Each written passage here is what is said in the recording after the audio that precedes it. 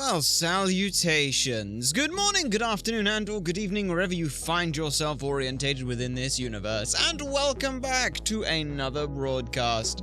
We are Ultrasonic Blur. We hope you find yourselves well, and if not, we hope that whatever is ailing you is easily fixable, and if not, well, we hope we can at least offer some entertainment and alleviation from such a thing. We are back as Hazard. Congratulations on the first. You've made it just in time. We were just about to talk about what exactly has gone on with Ace Attorney Justice for All. Well, let's think. We finished Turnabout Big Top, thankfully.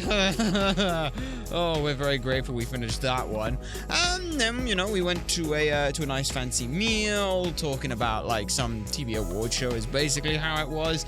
And then, then a murder happened, which, that's just great. But then something worse happened, in that Maya got kidnapped by an assassin who is now demanding that we get a non-guilty verdict in a single day, and this is the last case, so oh boy, we've got a lot of work that we have to do. So without much further ado, let's go ahead and start making our way through with all of that. Hopefully we hit the right button, and we did. Fantastic. So yeah, farewell my turnabout. Let's go ahead and continue this on and hope things go well, because they should. Hopefully they go well. That's the plan at the very least. We are right at the fucking start of this, so... Well, right at the fucking start. We're right at the start of the court case, so... We're going to court, so yay! Adrian did it? So that's what it looks like. Dude, no way! That woman couldn't do anything like that! In court today, there will be a mountain of evidence that will implicate you. A mountain of evidence? I'm certain there is someone out there who is trying very hard to pin this whole thing on you. Please, Mr. Lawyer, dude, like I said yesterday, I'm refreshing like a spring breeze, right? I can't let any sort of scandal ruin that. I understand. Well, it's almost time. Oh boy, Mia's here. We must get a complete acquittal today. I know, but I can't focus on Maya's situation right now, okay? I need to just... or Pearl's either. No matter what, I have to focus on winning this case by the end of the day. Indeed. Well, let's get going. Oh? Oh, we're going to have another... It's him! This is Wright. Good morning. This is it, Mr. Attorney. The day of the trial. Maya, she's unharmed, right? Well, when I checked on her earlier this morning, she seemed a bit... how should we say... tired. Huh? Oh, don't worry. People don't die that easily. Besides, what you really should be concentrating on is winning today's trial. For my sake as well as yours, you must win today's trial. Which is why I sent you a little present this morning. A present? What in the world would you want to give me? You'll figure it out once the trial starts. And even if you don't like my gift, I expect you to graciously accept it and win the day's contest. If you please. Is the present chocolate? It might be chocolate. Something... No, it's a he's just filled the entire gallery with cartons of milk. That'll help. Wait! Ah, shit, he's gone. The kidnapper sent me a present. Mr. Lawyer, dude? Who's that? No one. It has nothing to do with you, so just forget you heard anything. Dude, did your nose just get longer? Oh boy. Well, we gotta hope that this goes well. Please let this go well, please. Wait, where's... The court is now in session for the trial of Matt on Guard. Are the prosecution and the defense ready? The defense is ready, Your Honor. Did he... No. Oh boy, don't tell me he did something to Von Karma. No. I say, Mr. Wright, what happened to Miss Von Karma? I don't know, Your Honor. Why are you getting mad at me? Your Honor. Please be quiet, bailiff. Court is in session. If you must tell me something, please keep it brief. Now then, what is it? Prosecutor Von Karma has... This morning, Miss Von Karma was shot by an... Holy shit, he fucking shot her? What? Shot? Shit, this is bad. But what the fuck are we supposed to do now?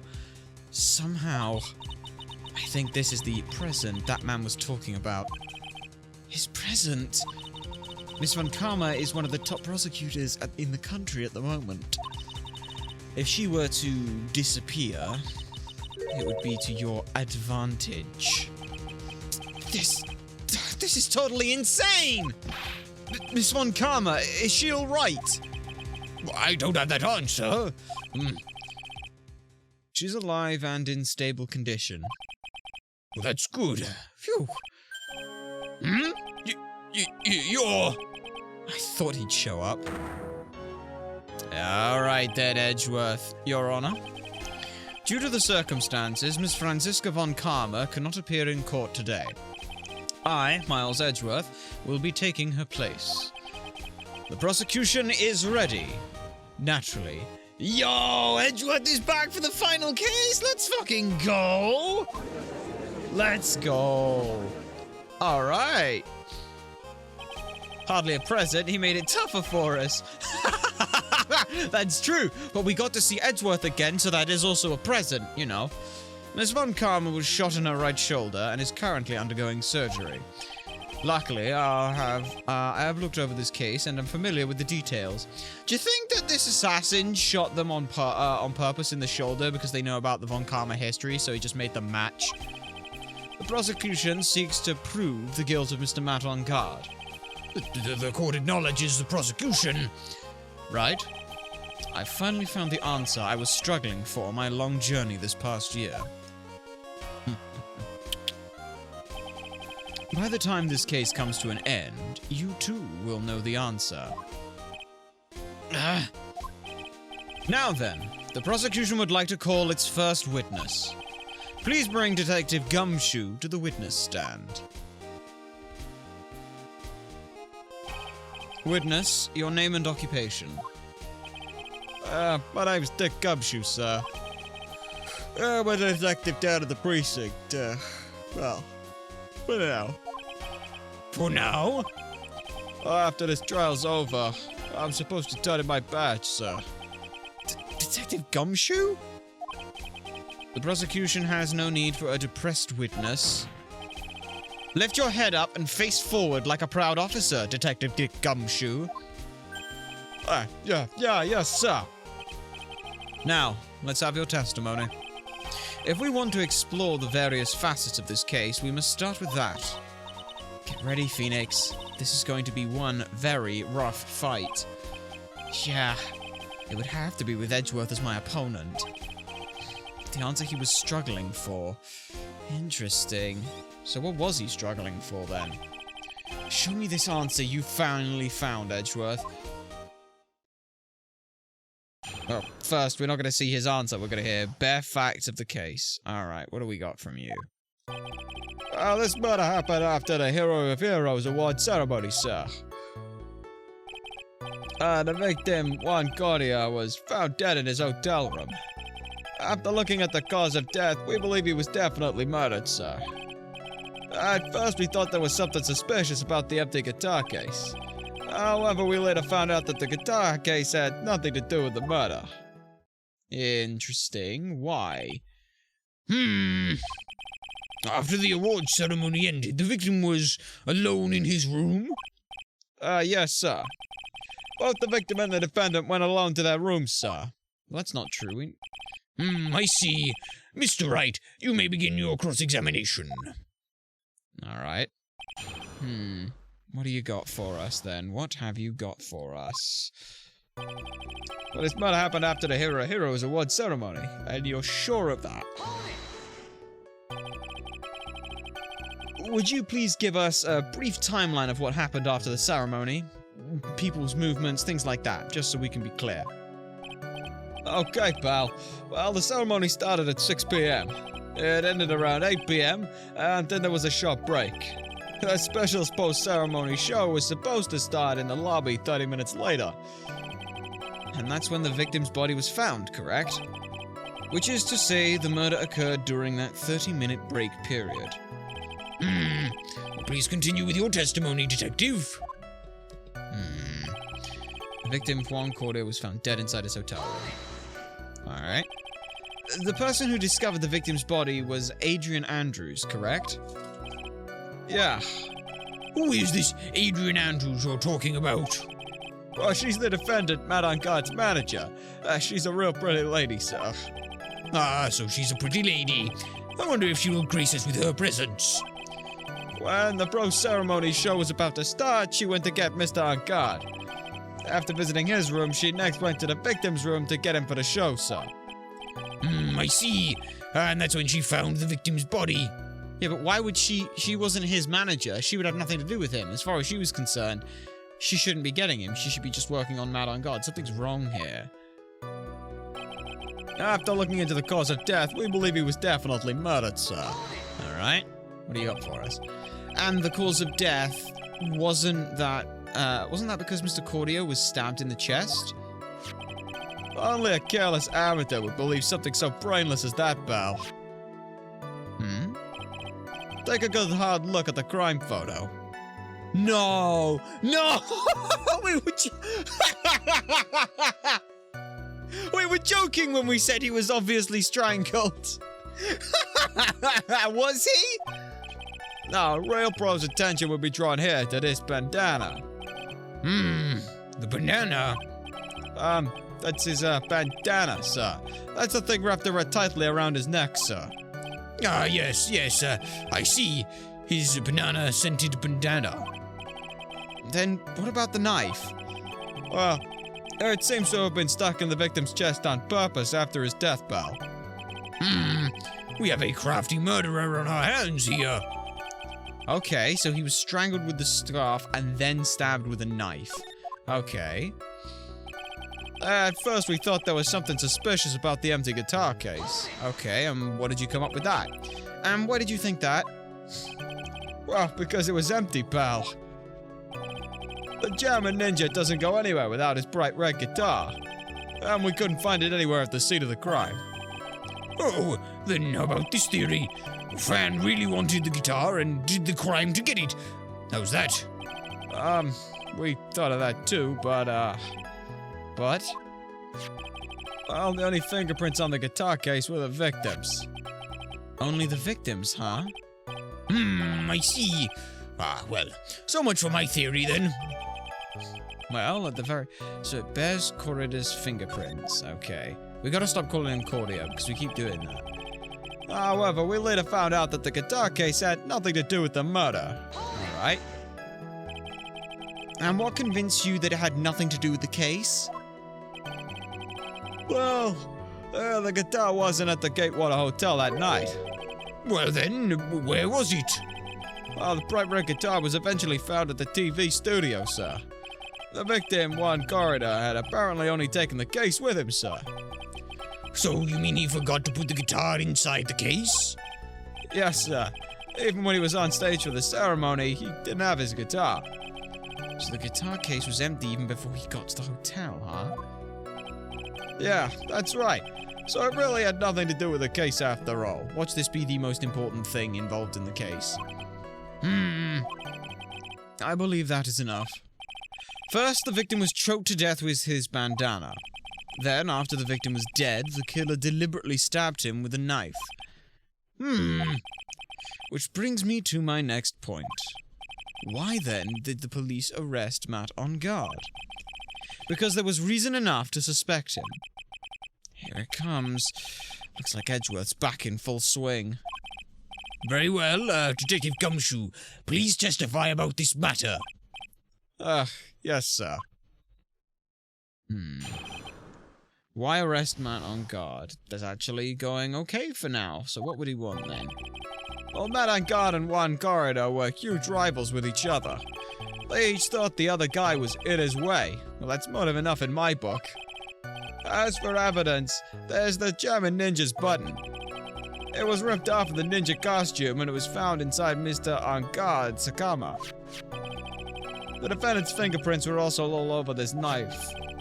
The defendant brought the knife for the crime, which makes it a premeditated murder. Wait. Is it a... So the defendant's fingerprints were found on the knife used in the stabbing. It was sort of sticky on the handle, so the fingerprints came out pretty clearly, sir. There's the yeah. On the grip, it's, the grip, Gatewater is engraved. I mean, here's the thing, like, even if we all go, oh, it was premeditated, he brought it, Edgeworth will just be like, yes, it was premeditated. He didn't bought the knife, he brought the knife with him. Why else would he have brought a knife over to that room? It was obviously to stab him. But it's a fucking butter knife, by the looks of it. Why the fuck would you stab someone with a butter knife? After choking them. And then there's this button. Well, that was found in the defendant's clothes, wasn't it? And this is... Then this button is also covered in blood? Yes, and we know that the blood on it is the victim's blood, sir. What? Wait, but hang on. Hang on a sec. No. German Ninja's button added to the court record. The button must have come off after the stabbing because there's the blood, and then got in the Hakama? Okay. All of this points very clearly to the defendant, doesn't it? Yes, it most certainly does, Your Honor. Ready to give in yet, Mr. Wright? I'll find the hole in your argument somehow. Well, you can certainly press as hard as you'd like. Just hurry up with your usual pointless questions. Alright then. So, what do we got? Why arrest on guard? On guard and one corridor were huge rivals with each other. But in terms of popularity, didn't Mr. On Guard, well, Mr. On Guard won, did he not?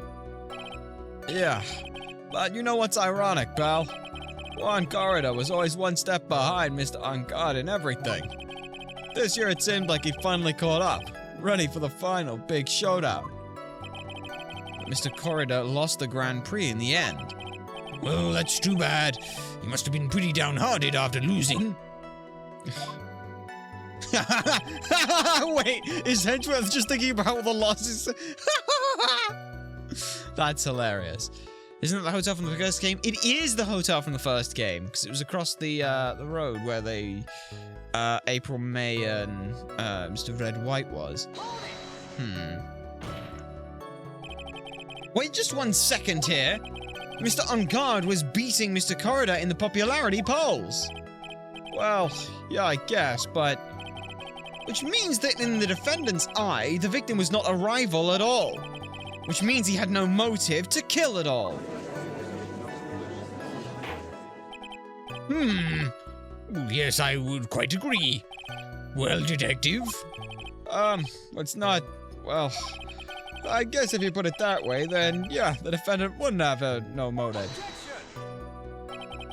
Detective, I'm beginning to see why you were fired. Oh no, not you too, Mr. Edgeworth, sir. But, I look forward to your pension negotiations. Oh, come on, sir. Now, detective, let's continue with the testimony. The longer this lasts, the more you get paid. Well, maybe. Depends how damning your situation is. No, not my poor pension too. Yeah. Detective, if you value your money, I suggest you proceed. Objection! Edgeworth is very clearly threatening the witness here. Yes, we could talk about my pension later, sir.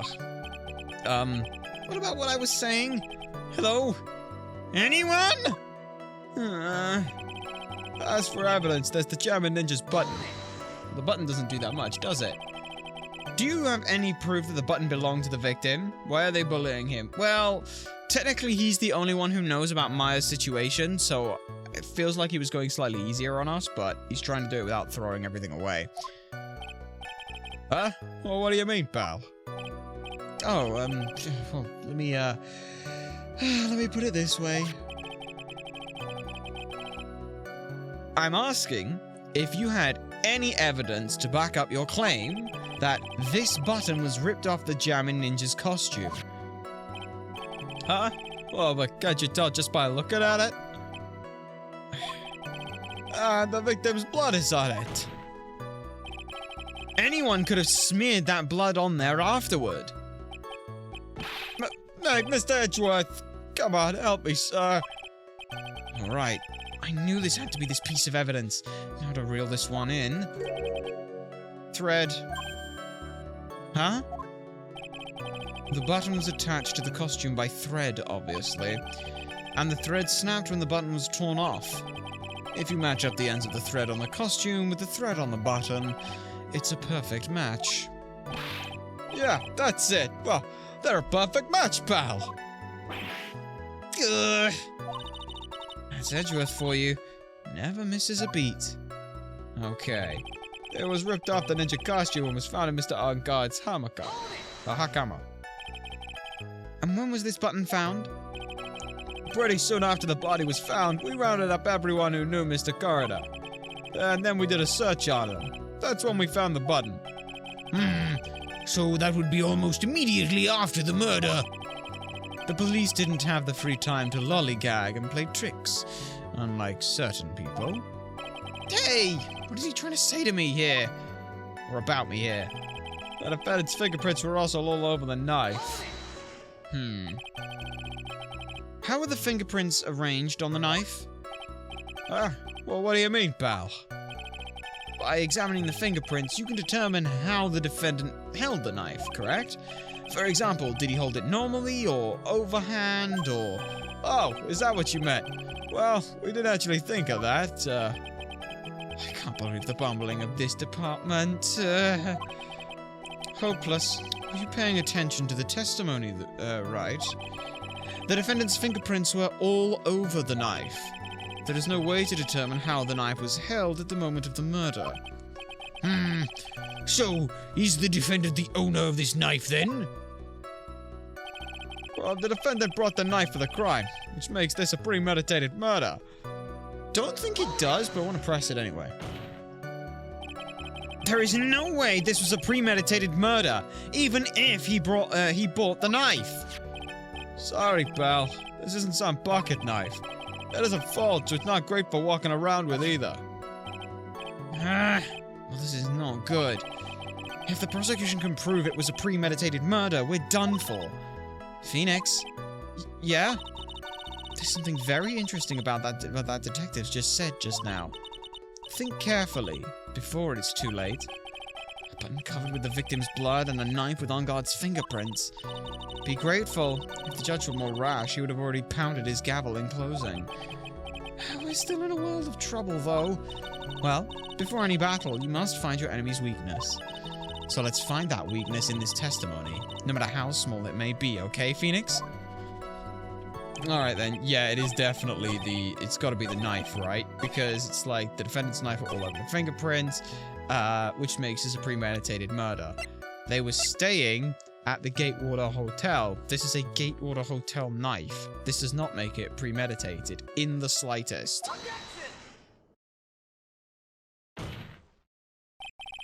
Wait a second! What? So the basis of your argument is that this was a premeditated murder. The basis of your argument that this was a premeditated murder is simply that my client bought a knife beforehand? Well, that's right, pal. The defendant, did not buy this knife. Huh? Take a good look at the handle of this knife and you'll see what I'm talking about. Well, it has a Gatewater seal set into the handle. Gatewater?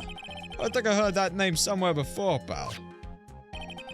It's the name of the hotel. The Gatewater Hotel. Oh. The murder knife was actually property of the hotel, which means this murder was not premeditated.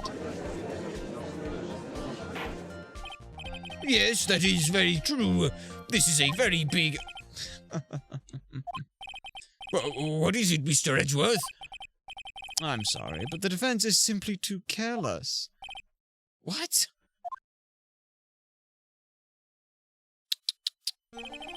I think whether the crime was premeditated or not has already been determined. How so? I admit this knife is hotel property. There is no one currently on the police force that is dumb enough not to realize this. But I didn't know. Oh. The question is, where did this knife come from? Well, that's obvious. It came from the victim, Mr. Corridor's room. Sorry, Your Honor, but that is incorrect. Huh? The victim ate a last meal before he was murdered. With that being the case, I would like to draw the court's attention to what is on top of the table. It's already a cutlery set. Well, there's a knife and a fork on the table already. Then, where in the world did this knife come from? Think, Your Honor, for once. But if it pleases the court, I would like to ask to recall the room of the defendant, Mr. Matt on guard, which is missing a knife. Especially what was on top of his table. Here's a photo. There is something missing. Perhaps that would be a single knife? Yeah, this is what we thought was going to happen. We investigated the leftover dishes for fingerprints, and while we were investigating, we came to the conclusion that Mr. Matt Onguard's knife was missing. Mr. Onguard had gone to the victim's room with the knife that he had used during dinner. Why would he carry a knife on a visit? Well, to kill, of course. And with that, I believe the prosecution has proven that this was a premeditated murder. Yeah, that's what we figured. Well, amazing, Mr. Edgeworth. Absolutely brilliant. A brilliantly clear deduction. Seems like Edgeworth had this planned from the very beginning. This must be one of those traps. Oh, and I just walked headlong into it. A murder weapon with fingerprints and a button from the victim's costume. There is quite a sizable amount of evidence here. I can safely say that any further deliberation is a waste of your time, Your Honor. Although, I wouldn't mind if the defense were to present evidence not yet shown to the court. Evidence not yet shown? Means evidence that the court hasn't seen yet. In other words, new evidence. Welcome back, Hazard. And what does the defense have to say about this, Mr. Wright? Well, Phoenix, the judge is favoring the prosecution right now. If we answer with something wrong here, then that gavel of his will be ringing out for the sound of our defeat. Mr. Wright, do you have something important and necessary to present to this court? If we say no, we lose here, so we have to. Let's think about what we've got in this right now. We have the Magatama's useless, Nickel Samurai photo. Check that. Yep, that is useless for us right now. Useless. Yes, going to add the second time I typed that. Mind repeating. Oh, we said, not to worry. We hope that you, we said welcome back. That was all. Magazine, gossip tabloids, hotel map. Found next to the victim's sewer tomato. No sign it's been drunk. Or it's been drank. But also as well, it's set up on the table when everything else was thrown off. So what happened there? Yes! We have to present that. Surely. There's one piece of evidence that catches my attention. Something that this court has yet to see. Mr. Wright, I will say this one more time. I do not feel this trial needs to continue at all. However, I am giving you one and only one chance. What the judge is saying, Wright, is don't try pulling one of your usual bluffs here. If I mess this up, it's curtains for all of us. Oh shit, yeah, it's the whole thing. You may now present one and only one piece of evidence. Now then, what is this important evidence that you must show to the court? It's gotta be the, it's gotta be the wine glass. Because it was found next to the victim. There's no signs it's been filled, but it was the complete mystery that was going over there. So, yeah. This is a wine glass, is it not?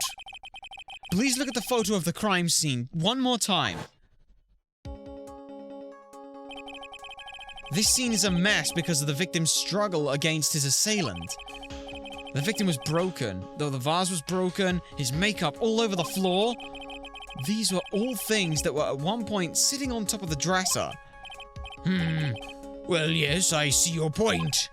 However, this glass that is sitting on top of the dresser is mysteriously untouched. The only thing that had not fallen over along with everything else on that table is the wine glass. This piece of evidence is more than strange enough to warrant further consideration. Try this, pal. I mean, it's the only thing we've got. Come on, there's something fishy here. Well, what do you all have to say? Yes, it is a little peculiar. Yes, it is, isn't it? I thought it was. You could stop looking at me with those puppy dog eyes of yours now, Mr. Edgeworth. What is it, Your Honor? Your opinion, please. You don't need my opinion. Because there is no special meaning to that glass. What? It's safe to say that after the glass was set there after the crime took place. By the person who discovered the body, Adrian Andrews, for example. She could easily have been so shocked that she set the glass down without thinking. Well, that does sound very plausible, Mr. Wright. Could Miss Andrews really have set that glass down without thinking? No, it can't be possible. There's no way, there's no way, right? Yeah. If I appear weak here, then the trial is over. I'll look for my proof later. For now, I've just got to trust my instinct and point with certainty. They just might forfeit if you're thought-provoking enough. The defense would like to challenge the prosecution's theory. We would like to see something that proves that Miss Andrews was the one who set the cup on the table. You've turned the situation on its head yet again, as usual. Mr. Edgeworth, do you have any proof to back up your claim? There's no way he has anyway.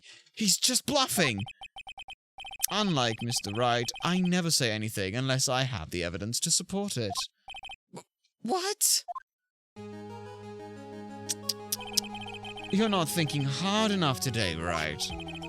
Did you think this wine glass escaped my notice? Then, of course it has been thoroughly inspected for fingerprints. Fingerprints? There were only one set of fingerprints left on this wine glass. Only one? Well, whose were they? They were not the victims nor the defendants. Rather, they were one Adrian Andrews. What? Okay. So, that is why I said that the person who had discovered the body had left it there. Are we done here, Mr. Wright? Oh, I can't believe I fell into another trap. Miss Andrews was probably holding the glass when she went to see Mr. Corridor. But upon seeing his dead body, she was stunned and set the glass down on the dresser. What you just said does make a lot of sense. Now do you see, Wright? You can't change any part of my scenario, as it explains everything all too well. I've thought long and hard this past year about what it means to be a prosecutor. And from here on out, I will show you the answer that I have come to discover. Wait a second, Mr. Edgeworth. I think the prosecution has proven enough evidence for me to enter my verdict. Unfortunately, I cannot allow you to pass judgment just yet. The prosecution has yet another witness we would like the court to hear from. Another witness? Yes. Bailiff, please bring in the next witness. What in the world is Mr. Edgeworth thinking? He wants a... Oh, Edgeworth has got like... Oh no. Now then, witness, please state your name and occupation.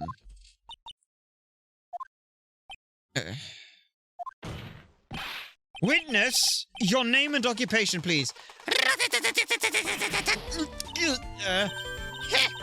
Gotcha!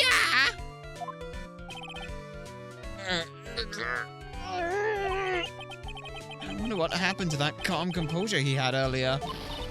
Oh, Edgy boy, it's been what, a year since last we met, hasn't it? You should be more happy to see me. I saw the report with her testimony, but who knew it was you under that helmet? It was the Wicked Witch of the witness stand. I tell you, this time I know what I'm supposed to do. No, I think that Edgeworth wants to be like, look, here is all of the evidence. I don't care if just this alone explains it. I want to look at everything. I am not avoiding evidence. I'm not showing off things that seem damning to me, or don't seem damning to me. Here is everything. Let's figure this shit out, the entirety of it. So today I'm going to tell you anything and everything, even things that don't have to do with that terrible crime. Miss Witness, that terrible crime is all this court needs to know. Shush! I'm talking to my dear Edgy Wedgy right now. Don't interrupt us, Cramps. Can we pin it on her again? Maybe. Maybe. Yes, madam. I mean, if she's wearing... No, please. By all means, interrupt her. Please. Anyway, witness, your testimony, please. Damn it, she's not wearing gloves. It's true what they say, that youth are hot-headed nowadays. Not that I mind at all, Edgy. Now then, what should I start with? The witness was on security detail at the hotel on the night of the murder. Is this correct, Miss Oldbag? It was a great job being able to see my dearie Juan. It was almost too much for my little heart to handle. You mean you were a fan of the victim? Look, everyone is crazy over that on guard, saying he's cute in a fresh way or whatever. But not me. I wouldn't say anything so silly. After all, I have no interest in little children like him. I'm only interested in the real man, Juan Corrida. But they're the same age. Anyway, as I was saying, I was pacing in front of his room that night. Very well. Please tell the court what you witnessed the night of the murder. Leave it to me, Edgy Poo. She didn't actually ramble. That's impressive. We're glad for that. So what did you witness then, huh? What have you witnessed? Anyway, after the ceremony, I went to pace around in the hallway in front of his room. There was something I was interested in finding out, you know.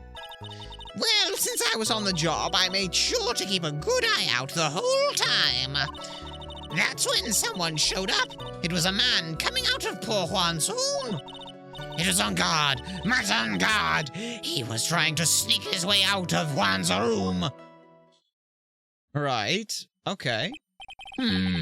So Mr. On Guard came out from the victim's room? See? It has to be him. He's the murderer. I see. Well, Mr. Wright, you may begin your cross-examination. Let's hope it goes well, please. After the ceremony, I went to pace in front of the hallway in front of his, around the hallway in front of his room. Why? Miss Oldbag, what was your post on that night? What were you supposed to be doing? The lobby. I was supposed to help set up the stage for that trifling show. But I refused to help, I'll have you know. It was for that lead-headed samurai show. I even took out a few of the nails. Maybe it was a good thing the show didn't go on. Besides, that manager with the glasses seemed to be working hard at it without me. So I thought I'd take a break and spread my wings a little. And that's when you went to hang around the victim's door, huh? There was something I was really interested in finding out, you know. Okay, what was that then? Something you were interested in, and just what was that exactly? It's not some little thing I can just go around telling everyone, you know. It's top secret between me and Juan. And Echipu, of course. Mr. Edgeworth, what is this thing she was interested in? I have no idea, and I despise gossip, Your Honor. Gossip. But should it prove relevant, we can always have it appended to her testimony later. Looks like we shouldn't force it right now then, huh? And did the witness stay in the vicinity of the victim's door the entire time? Well, since I was on the job, I made sure to keep a good eye out the whole time. That you did. Oh, then would you tell us the number of people who went into and out of Mr. Corrida's room? I have no idea. I wasn't born so I could count things for those who didn't pay attention in class. That's why, ever since I turned 20, I quit keeping track of how old I really am. Yes, well, that would explain why your age was not included in the report. Is it not? Is it actually not?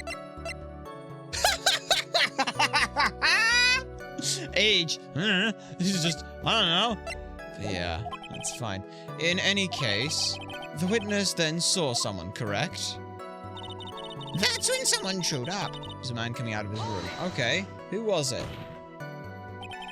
Who in the world was that? I'm not allowed to say. That sort of information has been carefully guarded from the masses, Sonny. The man that came out of one's room, he was... Yes, he was... I'm too scared. I can't say his name out loud. Oh, I wouldn't give to have Francisca's whip right about now. Well, I guess I can tell you, since he was such a bad boy anyway. He was on guard, it was Marat. He was trying to sneak his way out of Juan's room. Alright. You saw my client, and are you sure about that? This isn't another incident where you're like, yes, I saw the costume, and because I saw the costume, it was him, and it was definitely him. No one else would wear it. And then it's not him. Is that the case? Yes-y. Really? Annoying brat. When I say I saw someone, I saw that person. Why do I get the sense of deja vu? Yeah, exactly the same. Maybe to avoid a repeat of last year, I should delve a little bit further into this. Let's go with the person's face. Please tell the court about the man's face in more detail.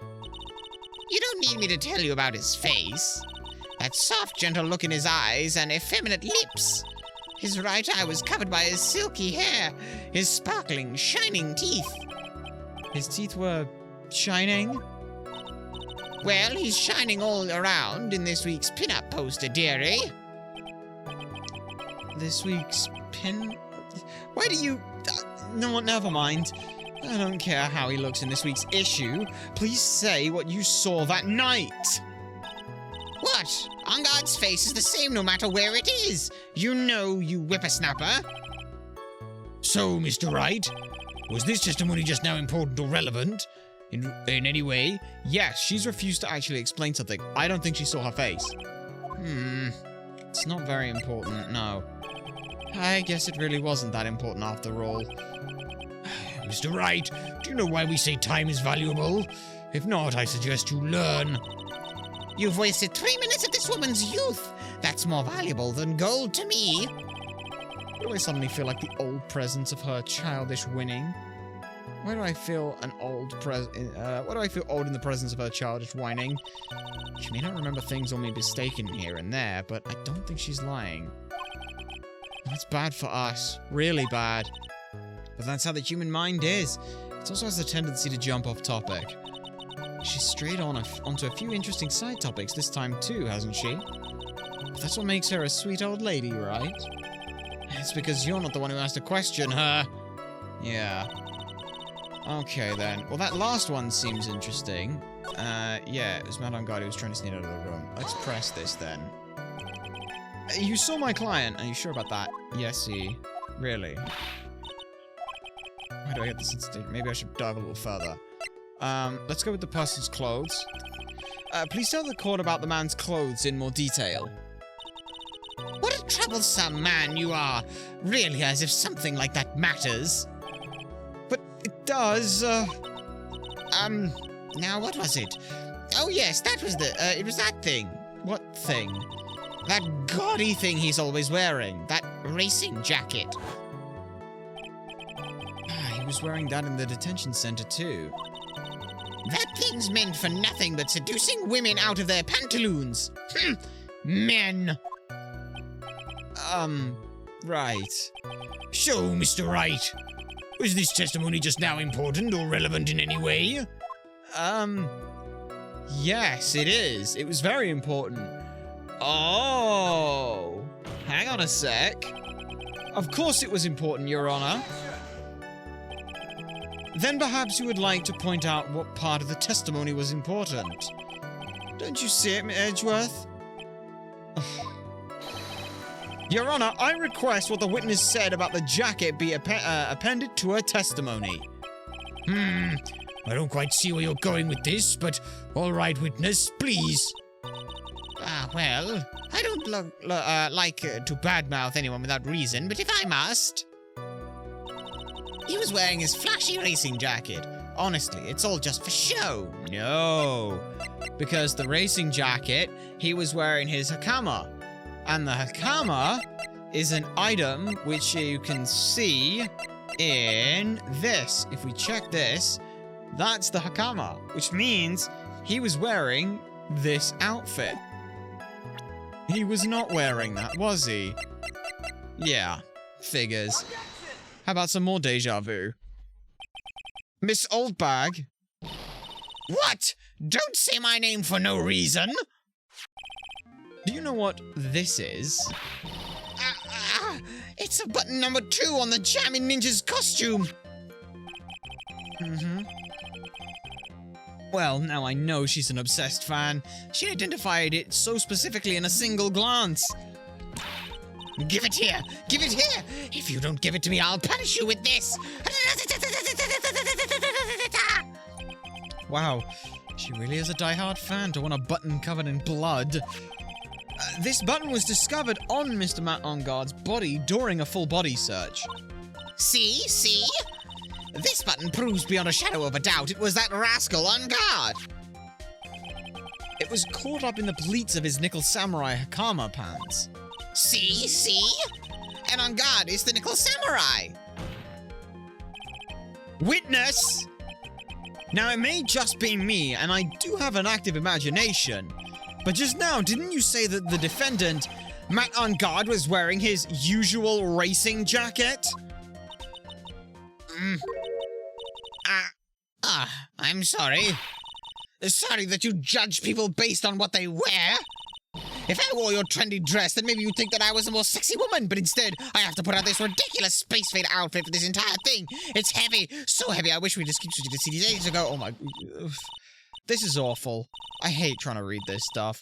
Like, documentary on curling should take too long right now, he's got style. And then it just ends with a... Now hold your tongue still there for just a second. So, what you saw in actuality was not Mr. Onguard, the man, but Mr. Onguard, the nickel samurai? But when you think about it, they're really one and the same anyway. Miss Oldbag, that is a very important point we're talking about. Edgy Poo, do you think so too? Well, it might be something worth considering. Just say it's important and agree with me for a change. Witness, think carefully and try to remember as much as you can before you testify. All right, if you insist. I should be the one sighing here, not you! Alright then. What do we got then? Who I saw. On guard. On guard. Yes, now I remember. The Nickel Samurai. That's right. It was the Nickel Samurai that I saw. Yes, it would have been convenient for him to wear that costume during the murder. He had to go on that post-ceremony stage show right after the crime, you know. So he must have worn the Nickel Samurai costume when he was stabbing Pure Juan. But why the fuck would he do that? I knew it. I knew you'd say he was inside that costume. What? Did you think that there could have been someone else inside the costume? Don't be a bad little boy, thinking such rude things. But the possibility does exist. Ah, young'uns today. I told you there is no way it was anyone else. Well, how do you know that? Because I said so. And what I say is the truth. Oh, for fuck's sake. Like, she could have turned around and said, oh, well, if someone else got out of the outfit and then he got into the outfit, how would the button still be there? Surely it would have fallen out. Like, you could have said anything, but instead you went with that. Fuck's sake, old bag. Well, at least she's just as delightful witness as she was a year ago. Mr. Wright, you may cross-examine the witness. Who I saw. All right, then. On guard, on guard. Now I remember. Yep. Would you please get on with your testimony? What's your language, young man? What sort of tone is that to take with an elder? My youthfulness isn't what it used to be, so you should forgive me for everything. If you keep on barking at me like that, I'll start singing at the top of my lungs. What? A striking figure by the sea. He's standing all alone, is he? He is the Nickel Samurai! Oh, she's actually singing. Someone help my poor ears. Mr. Edgeworth, can you please do something about this racket? Witness, I'll give you a piece of gum later if you'll be good and stick to just the facts. Okay, you promise, right? Right. I'll be sending the bill for the chewing gum to your office at a later date. Remind me to send you a thank you note later too, Edgeworth. Old chum. The Nickel Samurai. Alright, let's see what you got then. Please be a little more careful with your testimony. Not too long ago, you said he was wearing his racing jacket, and now he's not? Not too long ago? Then let me ask you this. When you were itty-bitty, what was your grand dream? Huh? What did you want to be when you grew up, whippersnapper? I dream, huh? Well, I wanted to be a judge. I wanted to be Judge Wagner, hero of the public court. So what? See? Hey, look at where you are now. You're not Judge Wagner, are you? Are you? Well, no, but... What I said earlier? Who puts any weight into things like that? The now is everything. I can't be held responsible for the past. Jesus fucking Christ, if this isn't every politician. Jesus fucking Christ. Since when did court become theatrics over testimony? All that matters is that man was inside that costume. Isn't that enough? Unfortunately, no. Yes, it would have been convenient for him to wear his costume during the murder. Why would it have been convenient? What? And why would that be? That way, no one could see his face, of course.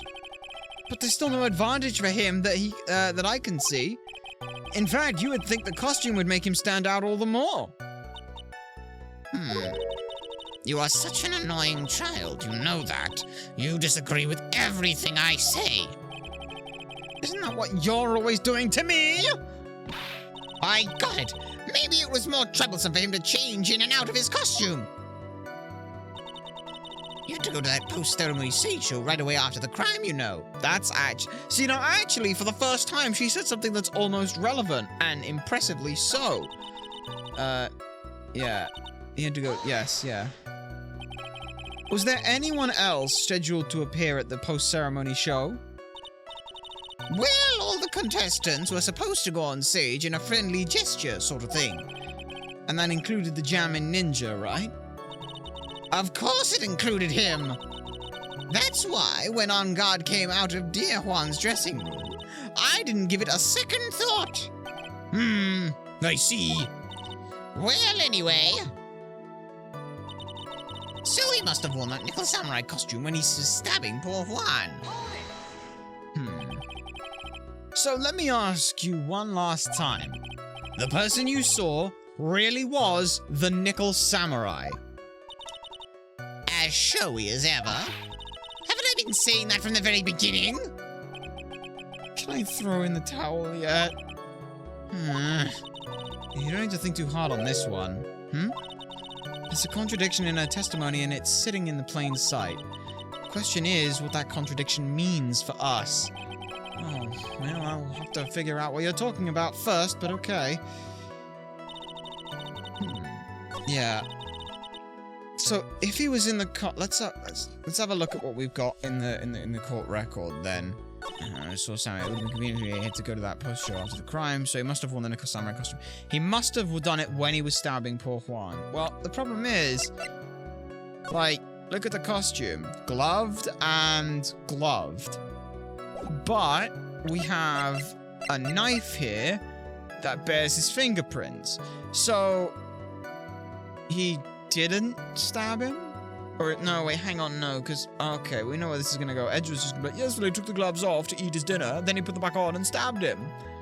And that's why there are no fingerprints when he did the stabbing. But that's the only thing we really can do at this point. Please take a look at this. Yes, so it's a knife. Big deal. If you're trying to scare me with that, I'll have you know it won't work. No, that's not my intention at all. That's the knife that was used in the murder, correct? Your Honor, do you know why this piece of evidence is important to this case? You don't even have to ask. It's because the defendant's fingerprints are on it. Is that what you're driving at? That is exactly what I am driving at. And what are you driving at? And whose car are we driving anyway? If Mr. On Guard was really in the nickel samurai costume at the time of the murder, then it's impossible for his fingerprints to have been left on this knife. Actually, he would have wiped all previous fingerprints on this knife right off. Because of the glove, because of the gloves. Oh, well, that's right. The nickel samurai wears gloves, doesn't he? He probably took his gloves off before he began the stabbing. Why would he do that? And why would he do something like that? To leave his prints on the murder weapon? There is no way he would do something like that. However, there is one possibility. Then let's hear your possibility. It's very simple. The defendant went to the victim's room while in costume as the nickel samurai. At that time, the defendant held no intent to murder. He was probably just going to relax and talk with the victim about the stage show. Which is why he took his gloves off. But then why did he... No, Edgeworth, come on! No! That doesn't make any sense, because now it's not premeditated murder! Fuck you, you've changed your stance again! The fuck? But the murder still did take place. It's well known that there was bad blood between the defendant and the victim. Yes. I have heard that before. Well, Mr. Wright, what do you have to say about Mr. Edgeworth's theory? I think it's bullshit! So let me get this straight. Edgeworth's theory goes like this. When the defendant went to the victim's room, he had no intention of killing him. Now up to this point, are there any problems with his theory? Yeah, there's a massive fucking problem! This theory contradicts something in an earlier testimony. What are you blabbling about? Now, for argument's sake, let's suppose that Mr. On Guard was the killer. Now, if that's the case, I think it's impossible for the killer to have gone to the victim's room without intent. this knife was supposedly used... Oh, sorry, this knife. This was used by Matt on guard at dinner. Yes, we did establish that. Which means that if my client was in fact the killer, then he brought this knife with him when he went to visit Mr. Corridor. I suppose. However, you just said it yourself. At that time, the defendant held no intent to murder. If that were true, then why did he bring a knife? He wouldn't, would he? Which means, Mr. Edgeworth, your theory was flawed from suspicion 1. And one more thing. If the murderer was wearing the costume at the time of the murder, then there should be glove marks left on the knife. Which means the defendant's fingerprints should have been all over it like bees on a hive. Or shouldn't have been all over it like bees on a hive. And that brings me to my final point. This knife was planted by the real killer to hide their identity and mislead us. Order! Order, I say! Order in the court! Was this knife really planted by the killer? Why would the murderer do such a thing? To hide the murderer, to frame on guard. It's to frame my client, Mr. On Guard, of course. To frame? Aren't you forcing the interpretation just a little too hard on this one? But we just established that the witness saw the nickel samurai in costume. And if that were true, then there shouldn't be a single fingerprint on this knife. Witness! Looks like I've made your life a teeny bit more difficult. Hi, G-Poo. Witness, did you or did you not really see the nickel samurai? Well, I guess at first I might have forgotten, but... Are you saying you mixed up Mr. On Guard with the nickel samurai on his character on TV? But I mean, I can't really do anything about that now. Look, I was waiting around in front of the doors because, well, I wasn't waiting around for the nickel samurai, that's for sure. She wasn't waiting around for the nickel samurai. Alright then. Who were you waiting around for then? Well, that's top secret to anyone outside of security. I have a feeling that you were waiting for Mr. Juan Corridor, am I correct, witness? The way you think, you're a sad amateur with a terrible case of nearsightedness. An amateur? Me? What am I an amateur of? So Oldbag was waiting around in front of the victim's room. But it doesn't sound like she was waiting to catch a glimpse of Mr. Corridor. Maybe... Phoenix, maybe the old bag was waiting for that person. If it's who I think Maya's hinting at, it's certainly possible, or Mia's hinting at. Miss Oldbag, you were waiting for this person to come out of the visitor's room, weren't you? AA, right? And who is this person? This is Adrian Andrews, Mr. On Guard's manager. But why would the defendant's manager be in the victim's room? It seems that this is the latest rumor in circulation, Your Honor. Oh, well, this is... Ah, I see. Just seems to be really into the article, if it could be even called such a thing. Then this manager with the initials AA, are you saying that it's... Adrian Andrews. Without a doubt, the witness thought so as well. Looks like you found me out. Well, that's fine. I can throw away this whole sworn to confidentiality stuff then. Witness? What in the world are you... Watch out, Phoenix. I've got a bad feeling about this. A very bad feeling. I've got some information. Some very secret information from a certain source. So that's why I was doing my own little investigation. In secret, of course. But what for? Oh, just for myself. Personal reasons and all that. Well, Mr. Edgeworth, how will you proceed from here? I really don't want to do this, however, I simply cannot let this point slide. I see. Very well then. Witness, please testify about this secret information. Get ready. This is gonna take the wind out of you young'uns. I'm sure we're all capable of handling this. Really, it's not like we're 10 years old. Also, could you please stop firing that fucking toy ray gun?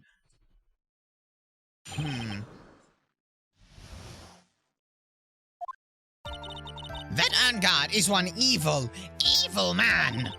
He thought he could ruin poor Juan by causing a huge scandal. So to do that, he sent his own manager to get close to Juan. I cannot condone such dirty tricks, so I took action. Oh, and this is top secret, you got that? Nobody else but you and me knows yet, okay? Okay, so why do you think that? The defendant sent his manager? What a distasteful topic for this court. What? Nobody's above gossip. And isn't there a saying, the truth is never pleasant? Well, never heard that one before. Mr. Edgeworth, what about this Adrian Andrews person? We've looked into this matter and found that the truth of the article proposes is, in fact, baseless gossip. But should this be true, then this proves that the defendant did bear ill will towards the victim. So this means I have to smash this rumor once and for all. Now then, Mr. Wright, you may cross-examine the witness. Be careful. The old bag seems rather excited now. That's right! Angard is nothing but your average foul-blooded youth. Well, as the old saying goes, you gotta burn old bags with fire. Never heard that one before either. Time to fire up the afterburners and hit the highway to the danger zone. Alright then, so secret information. What do we do? How are we gonna deal with that? What are we gonna do? That's a good question here. Right. That evil on guard. So yeah, why is that? You can't say something like that without proof. That is just baseless slander. But it's true. That woman was getting intimate with poor Juan. Okay, great. Well, look, it even says so right here, doesn't it? Manager to the stars, Miss A.A. But the name of the magazine that it came from is Gossipland. What? Are you saying that gossip is all just a pack of lies? What do you know? I suppose next you'll swear to me that the news is 100% truth. Honestly, Sonny, you can't discriminate between the news and gossip. Well, okay, well, while journalistic integrity should be a thing and should be without bias, and is fucking fails in doing so, you know, yeah, she's got a point this time, unfortunately. Yes, discrimination is bad, Mr. Wright. Judge is based. Discriminate? When did I do anything like that? Anyway, Angard will never get me to say touche. He thought he could ruin poor Juan by causing a huge scandal. Alright. A scandal? And what do you mean by that? You're a dim-witted one, aren't you? I can't believe you don't know what a scandal is. Honestly, what are they teaching kids in middle school these days? No. I wasn't asking what the word scandal means. Even I know that much. Well, that Angard thought he could own a monopoly on popularity. Ah, gotcha. So to do that, he sent his own manager to get close with Juan. And you're sure that she did that about... Yeah. You don't have any proof that Mr. Angard did any such thing! You must be suffering from shock. The shock of hearing the truth. And now you're in so much shock that you can't do anything right. You're right. I can't do anything. Oh, but boy, do I wish I could do something about you. All right then, Sonny. Show me what you've got. Can you show me proof that On Guard didn't bear any ill witness towards Juan? No. Decline the offer to present. No, I can't, unfortunately. I don't have anything to offer. See? Just as I thought. And you were lecturing me about saying things without proof. The burden of proof is... The burden of proof is on the person who made the claim, for fuck's sake, old boy. That's you! You're the one who's supposed to present truth. You've just given me a free pass to say whatever I want, whenever I want, you silly boy. You know, my big mouth. That's the way the cookie crumbles. Well, for you anyway. I cannot condone such dirty tricks, so I took action. What did you do? What did you do? So, what do you mean by I took action? Like I already told you, I was lying in wait close to the crime scene. Once that slimy woman came out of Juan's room, I was going to capture her and teach her a good lesson. Something you young'uns need. You were going to teach her a good lesson? I was going to make her eat the damning beams of my ray gun. Like this. No, stop! Well, it was too bad that woman didn't come through the door that night.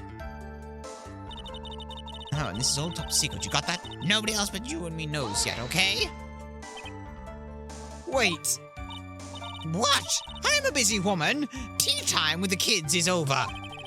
Secret information that no one else yet knows. If that's true, then how do you know this secret information? Huh?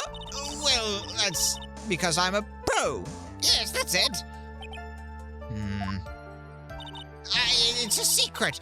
Even if you drilled a hole into my brain, you'll never find out. How in the world did that old bag get such a secret piece of information? What have we got? Tabloid about the victim was in the case, stolen on a murder. Tabloid article. Did she find it? Like, because Lotta knew, and if Lotta knew from that, so how did she... Did she talk with Lotta? So no one else is supposed to know this secret information, correct? If that's true, then why do you know it, Miss Old Bag? Why are you looking at me like that? Stop that! Witness! I hate to say it, but this is how you came to acquire your secret information. Did she steal her fucking camera? No way. The investigative photographer, Lotta Hart. Oh yes, I remember that mischievous girl. She reported that she had lost a certain note she had written to herself. She reported such a thing? On that piece of paper, she had written down some of her impressions about the relationship between the victim and Miss Andrews. What? Outrageous ideas, you say? No, I said impressions, not... Then everything written on this piece of paper is completely meaningless? Ha! That's it! That's the note! No! You see, this is something completely different. This is my top secret list of groceries to buy. Then you are the one who took Miss Hart's note? I'm a huge fan of Juan, that's why. That infamous puffy-haired whippersnapper. She's working with that evil On Guard. She said so herself. On Guard, I'm his sidekick. She was so happy, smiling like a silly duck. I was only checking with what she had written. She stole a fucking $1,700 camera. Why? Edgy Poo, you believe me, don't you? I was only trying to help out like the angel I am. It's only one little piece of paper. I've never taken anything else before. You really should have come with a supply of cheese to match your vintage wine. Well, it was only a piece of paper.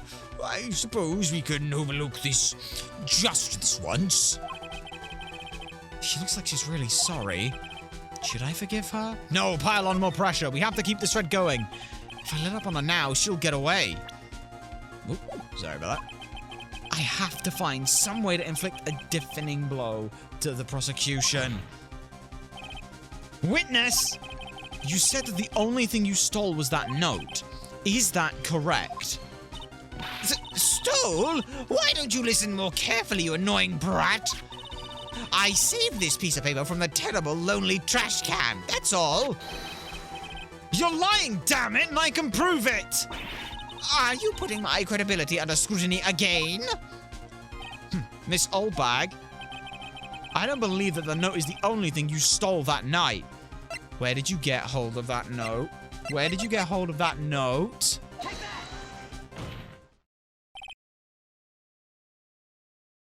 Got him. Miss Oldbag, that note was with a camera inside of this case. Inside of its case, wasn't it? A camera? Yesterday, Lotta Hart was raising a huge stink over her camera. She kept saying something like, my sweetie $1,600 camera disappeared on me. Wait, witness! What is it, Gramps? If you have the note, then it's only logical that you have the camera too. Looks like you found me out again, Sonny. Is this the camera you're looking for? Oh, that's... What? Even though I look like this, I'm still a person, you know. I still eat meals like you, fall in love, and borrow things from people. I think your definition of borrow is a little off. I saw that woman's business card, and that's when I noticed it said, Slimebag Celebrity Photographer Extraordinaire. Well, when I saw that, I had to know what sort of pictures she had taken. I'm a professional security guard. It's my business to know these sorts of things. Bailiff, check this camera's photos. Hurry! We must examine them at once. Okay, well, what are we gonna get out of this camera then? Well, Mr. Edgeworth, what do we have? There's only one photo that seems to be relevant to this case. Oh, please present it to the court. This is the Nickel Samurai. Wait a minute. Wait. Yes, look at that. Look at it. Whoever is wearing this is too short. See, I told you. That's the guy I saw. Well, this proves that the witness was not lying about this matter. That's good at the very least, but we can still blow a hole in it because it was still an assumption. What does all this mean, Mr. Edgeworth? The photo by itself does not prove that the person in it is the defendant. However, in his own confession, Mr. Engard clearly stated that at the time of the murder, he was still in his Nickel Samurai costume. Well, if that is the case, then this Nickel Samurai is... the defendant. It can't be, though. How did it come to this? To think this brings us to the end. We have examined every piece of evidence thoroughly. Final comments, Mr. Wright? The court will consider them before we close. Do you agree that this photograph is decisive evidence against your client? If this photo really is decisive, then we're done for. If there is an objection here and blow it, then I would put Maya's life in jeopardy. I can't make a mistake here. There is only one road out of this mess. This photo that Lotta took, there's something... There's something strange with this photo. I knew this was coming, right? Your thoughts, Mr. Edgeworth? I think we can all agree there is nothing strange with this photo. There is no way for the defense to debunk this photo, even with a bunker buster. Debunk with a bunker buster? Is that what you're planning to do, Mr. Wright? Anyway, please look at the photo one more time.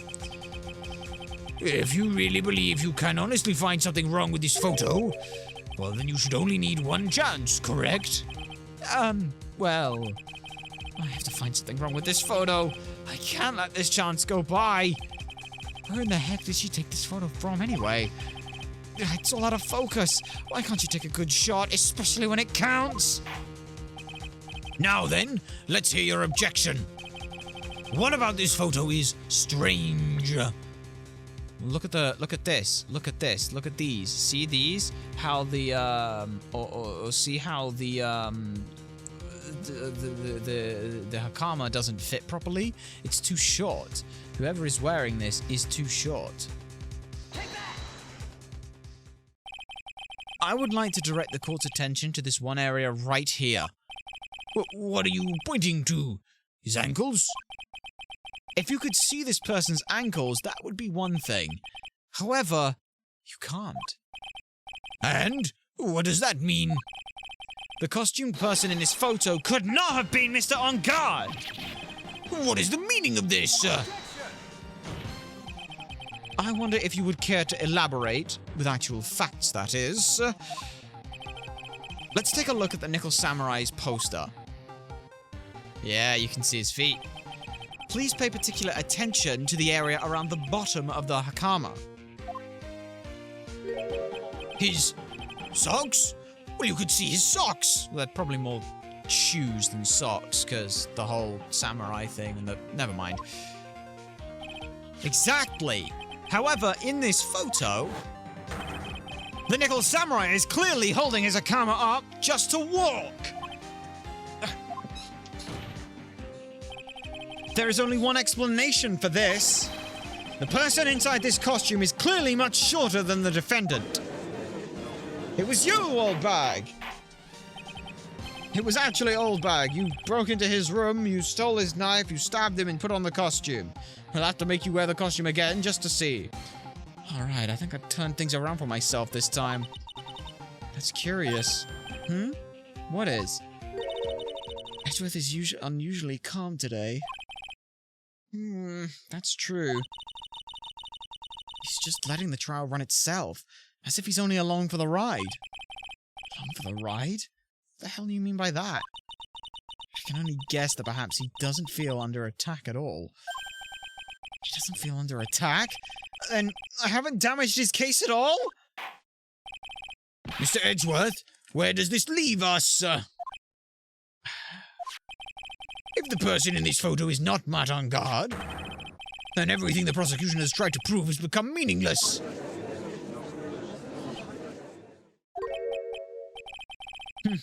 I figured it would come to this. What? Right. I have something I want to ask you. I think you have proven that the person inside this costume is not Matt on guard. In that case, who is in this photograph? It's the person wearing the Nickel Samurai costume. Don't stress out over this, Phoenix. It's very simple. What you should be focused on is Edgeworth's attitude, don't you think? Yeah, why the hell is he so calm? Mr. Wright, let's hear your thoughts. Who is the person in this photograph? Huh. Yeah. It's gotta be Adrian Andrews, right? There's no one else it could be. It has to be Adrian Andrews. Adrian Andrews? If you want to know who that Nickel Samurai is, it's none other than this woman. And why would you say it must be Miss Andrews? What in the world points you to her? Well, for starters, she's shorter than our client, and she can freely move in and out of Mr. Ungard's room. Finally, she had dinner with Mr. Ungard that night. And how does that all add up? And it means that it makes it very easy for her to get a certain item. A certain knife with Mr. Ungard's fingerprints all over it. The knife that was used as a murder weapon? Why don't you just say what it is you want, Mr. Wright? I have to do this now. This is my last chance to turn things around. The defense moved to indict Miss Adrian Andrews of the murder of one corridor. It was Miss Andrews who tried to frame the defendant for the crime. Order! Order! Order! It looks like this trial has hit a most unexpected development. Mr. Edgeworth? Yes, Your Honor? This court is issuing a subpoena for Miss Adrian Andrews. A verdict cannot be passed without first hearing her testimony. All right, this is it. This is kind of bad for us. Huh? What do you mean? If Adrian Andrews is summoned to the court as a witness, it means that the trial will go on for another day. One more day? If I don't get a verdict today, then my, shit, yeah. Now then, we shall set Miss Andrews' testimony for tomorrow and... What am I supposed to do? The judge is about to get the court adjourned.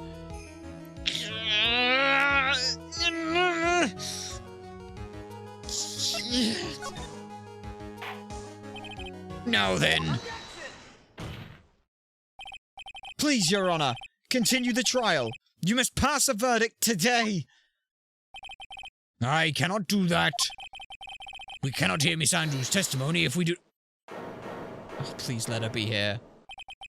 I abhor wasting such valuable time. Please tell me Edgeworth has her as a client, or as in the court already. Edgeworth? Your Honor, I request that you please continue with today's trial. But we cannot continue due to this unexpected development. Unexpected development? I think you underestimate me, Your Honor. And what do you mean by that? Well, you see, it was I who shot Franziska von Karma in the shoulder, just really rubbing the salt in the wound, as it were, and also so that I could take over this case.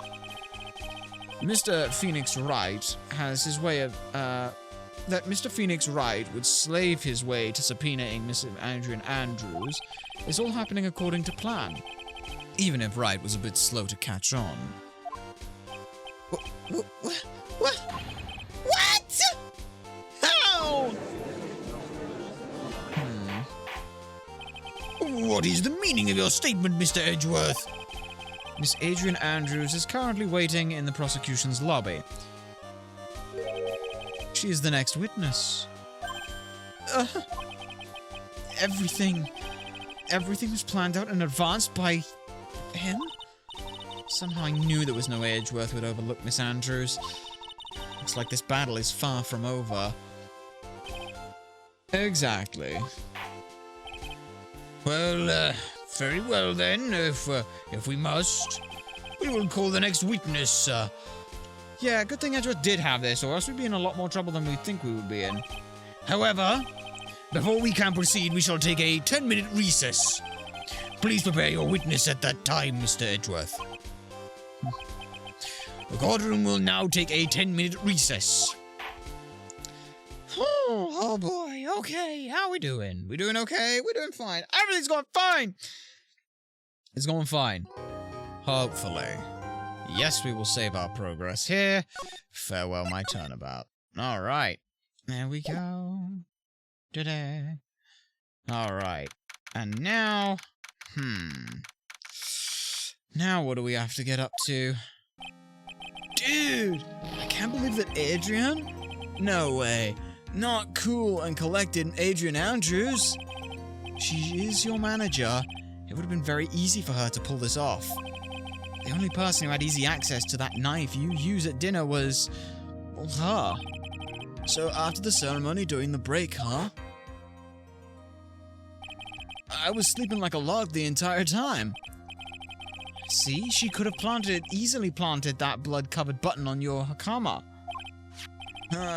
Because she was the only one, because she was the one who came to wake me up? Then, dude, you're saying it really was her? Yes, she's the real killer. She's the only one. She was the one who murdered Juan Corrida. But why? I thought she was buds with Juan. She has her own agenda. Her own agenda? What are you talking about? I'm sure you'll see by the time this trial's over. It'll be alright. I'll get you acquitted by the end of the day. Get me a verdict that's refreshing like a spring breeze, okay, Mr. Lawyer Dude? Phoenix, you think her motive is related to Celeste Impact's missing suicide note, right? Yeah. Miss Andrew depended on Miss Impact's as her strength and reason to live. But then Miss Impact suddenly killed herself? Sounds like she left a suicide note and the person thought to have hit it is Juan Corridor, the victim in this murder. And that's why I think Miss Andrews got close to Mr. Corridor. All to get the suicide note back. Well, that sounds plausible enough, but one thing bothers me. What? Who was it that first told us about their relationship? Better stated, Miss Andrews' dependency issues with regards to Miss Impact's. It was Edgeworth who told us all this. Who's Edgeworth? Looks like he's still the one in command of this ship. Don't let your guard down yet. Yeah. We have quite the, quite the thing to go on. The court will now reconvene. Now then, Mr. Edgeworth, if you please. The prosecution calls the witness subpoenaed by this court. Miss Adrian Andrews, the person who discovered the crime in Mr. Juan Corridor's room. Alright. What is your occupation? I'm the manager of the defendant in this case, Mr. Matt On Guard. I see. Now then. Before we begin, Your Honor, I have one request. Yes, sure, what is it? I'm sure everyone in this room is wondering the same thing, and would love to find out more about my relationship with the victim. After all, it was the topic of a certain weekly magazine recently. No, I have no idea what you mean. I've never even heard of Gossipland. If the judge was ever a prosecution witness, he'd do all the work for me. Anyway, I was wondering if you could please tell us about your relation to the victim. Yes, I was seeing Mr. Corridor. I was also aware of the rivalry that existed between Matt and Juan, but this was a private matter between Juan and myself. So it was a fry and bait matter? Or is that bait and fry? Reminds me of fishing. I didn't kill him. No one is accusing you of that. I think there is someone who would beg to differ there. I think we all understand your relationship with the victim now, Miss Andrews. Very well then. Please testify to the court about what happened when you discovered the murder that had taken place. When I found the body. It's time for the show to start, so I went to get Matt On Guard from his room. After that, I went to Juan's room, and there was his dead body. I was in shock. I was in shock? You stumbled, you hesitated there. But what I saw was naturally the exact same scene as the crime scene photo. I felt as though I was about to faint, so I poured myself a glass of juice and, well... You poured yourself a glass of juice? Yes. Sadly, I didn't remember to not touch things at the scene of a crime. And I disturbed the crime scene by moving this one thing. And that is when the fingerprints on the wine glass were made, Your Honor. I see. Well, Mr. Wright, you may cross-examine the witness. Yeah, we can't even bring up Light. That's bullshit. How did you not remember? Edgeworth himself picked up the gun in the fourth case of the first game. So, you know, it makes sense with everything. Phoenix, she is one cool and collected customer, and she has the brains to match. Yeah, I know. In order to catch a person like her, you have to avoid head-on confrontations. You should disrupt her pacing. Disrupt her pacing? She's the type of woman who is easily thrown off by things inconsistent with her thinking. So you have to attack when she least expects it. The instant you let up on her on your offense is the instant this trial is over. Understand? Poor boy, no pressure. Thanks. Thanks for the pressure, Mia. Thanks. Was it time for the show to start, so I went to get Matt from his room? Bam! Press it all! And what was Mr. Ungard doing at the time? He was taking a nap. He was worn out from his mini performance as the Nickel Samurai during the ceremony.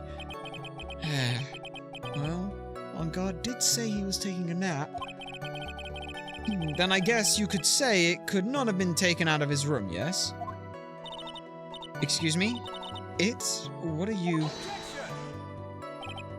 Right, I thought years of school would have taught you how to construct a sentence. If you can't make a sensible sentence with a subject, then I'll make one for you. Watch. Did you, Miss Andrews, remove Mr. Ungard's knife from his room? No. Subject, verb, object, right? Did you skip basic grammar? The witness may continue. After that, I went to Juan's room. Why? Why did you go to his room? And why did you do that? As a friendly gesture, Juan was to make an appearance with the other heroes. So the show was supposed to be a show of friendship, huh? Press further! Is that the only reason? I beg your pardon? What are you implying? You had a certain goal in mind when you started to get close to him, correct? So perhaps you had more of a personal matter to discuss with the victim? Sorry, but I don't have any such interactions in mind at the time. I didn't have any such intentions in mind at the time. I can't get it to talk without a strong piece of evidence, I guess. May we continue now? Witness, what did you see when you got to his room? And there was his dead body. I was in shock. This bit here, like, this is the only statement she pauses on. This is the whole thing. This has to be where it is, right? You were in shock. What? Was I not supposed to be? Miss Andrews is a very calculating person. And despite how close they were, I doubt she had romantic feelings for Mr. Corridor. Anyone randomly stumbling upon a dead body would be in shock. And you certainly can't expect that a young beauty like her would not be in shock. Somehow I don't think beauty has anything to do with being shocked or not. I see. What I saw naturally was the exact same scene as the crime scene photo. This is the photo you're referring to, correct? Yes, the one with the knife lodged in his chest. And the guitar case was like this too?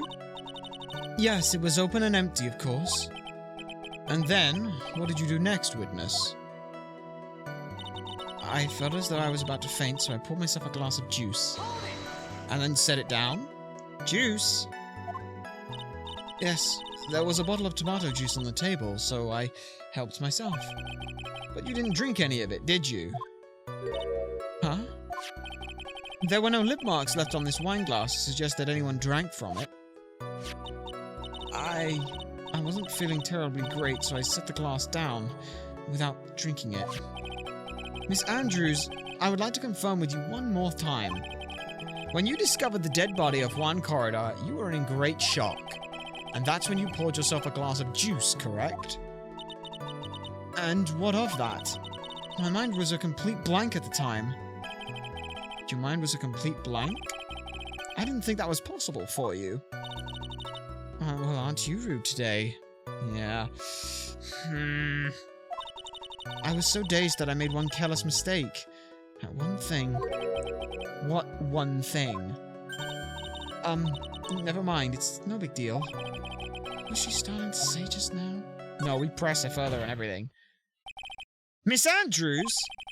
I'm convinced that, as you said, you made a mistake at the scene of the crime. What I really want to know is what this mistake was. Actually, so would I. I'm sorry, it's kind of embarrassing. When I set the glass down on the dresser, I accidentally knocked the flower vase over. Okay. Flower vase? Are you talking about the one in the floor and the photo of the crime scene? This mess of glass shards? It was originally on top of the dresser, but when I bumped into it with my elbow, it fell onto the guitar case. Why did you withhold such an important piece of information? I'm sorry. I thought that since the crime scene was already in disarray, that people would simply assume the vase was just another part of the mess. It looks like yet another fact has come to light here. Please add this and anything else you have to reveal to your testimony. I'm sorry, but I have nothing more to add. I didn't touch anything else. Yeah, but there is something here that's relevant. I was the one who knocked over the flower vase over when it fell onto the guitar case. Let's have a look at the crime scene again. Cause there's a thing I want to check. No, that's not the crime scene photo. I want to check the crime scene photo. You can see on the edge of the case that obviously there was the vase where the water had spilled onto it. It sort of fell over, and as it impacted, it splashed out onto the guitar case, right? But we need to check the guitar case. Some water, but only on the top of the lid and the side, apparently. So if that's the case, well, that literally is the case, but yeah, if that is the situation here, then it can't have been. But what the fuck do I present? Do I present the guitar case or the crime scene photo? It fell onto the guitar case. I feel like because it mentions the guitar case is the thing that's relevant to it here. Oh good, that's right. Phew. You testified that you knocked the flower vase over, is that correct? Yes. And are you sure it fell onto the guitar case? Is there some problem with what I had said? It's not some problem. It's a major problem. It's true that the top of the guitar case was wet with water. However, that's exactly why it is so strange. Miss Andrews, you testified that the vase fell onto the guitar case. However, if that was true, the case should have gotten wet on the inside, not the outside. Yeah. That's very true. Furthermore, there is one other strange thing about this guitar case. Well, what is that? Let's take another look at the crime scene photo. The remains of the vase are scattered on the floor. And what's wrong with that? Well, none of them are in the case. If the guitar case was open when the vase fell, the glass shard should be inside, not outside the case.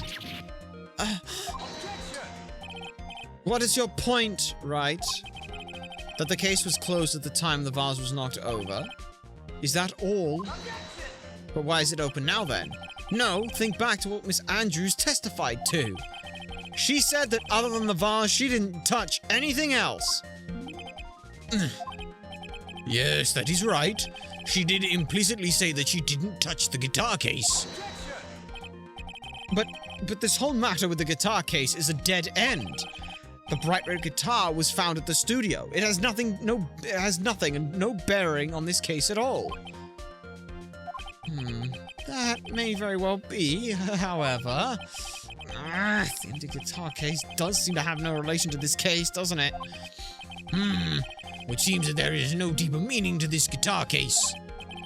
Well, Mr. Wright, do you think we need to hear more details about the guitar case? Make her testify. If we don't, then fuck, we will be ruined. We have to keep her off her guard. The empty guitar case. I believe this is a crucial piece of the puzzle. I can't believe anyone would reach for straws like this. But it is you after all. I can't believe I'm doing this either. All right, I'll follow along for now. Miss Andrews, please testify to the court about the guitar case. Yes, Your Honor. What do you got for us then? I don't remember too clearly because I was a bit dazed. I suppose I must have opened the guitar case after I knocked the vase open. It's no big deal though, right? The case was empty after all. As for why I opened the case, even I don't know. I Again, that's the only one where she paused. No, it's not, 'cause she did the second one. It looks like this really wasn't an important point. This wastefulness is such a familiar feeling by now that it's almost comforting. Anyway, I'll just go ahead and start the cross-examination. Using any way to change the topic. A convenient escape for a weak man. Yikes, Edgeworth. Yikes! Alright, alright. Well, let's see then. I don't remember too clearly because I was a bit dazed. Why were you dazed? No, during your testimony just now, did you remember those events clearly in your mind? Well, you see... Are you sure you are the one who opened the guitar case?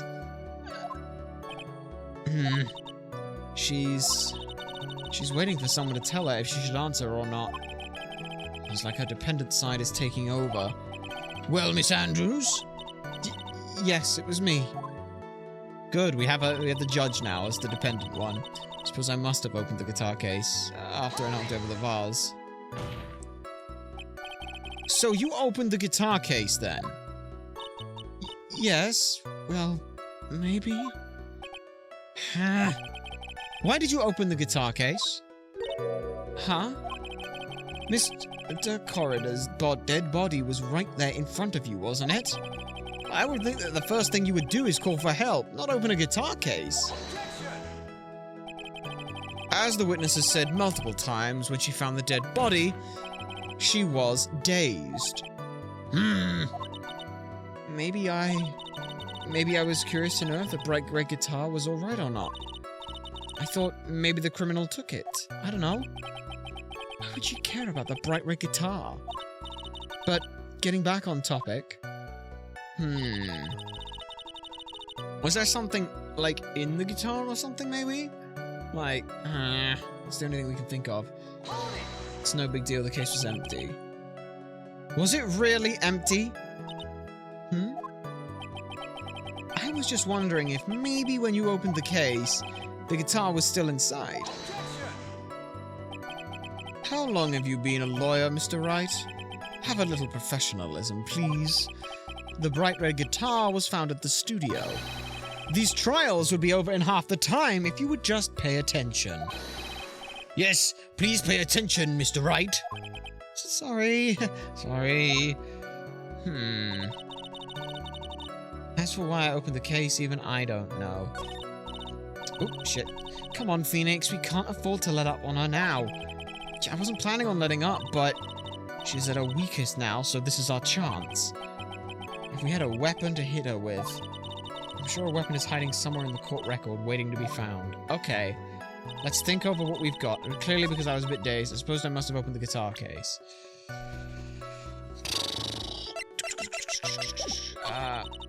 It's no big deal. As for why I opened the case, even I don't know. Press. Was that because you were shocked and dazed at discovering the victim's body? Yes, that was probably it.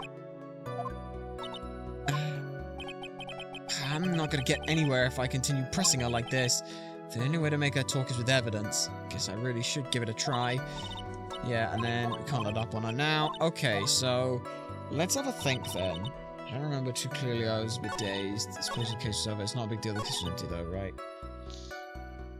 What the fuck have we even got that we could talk about here then? So, let's just double check. Empty, there is some water on the lid, but only the top of the lid bears Corridor's fingerprints.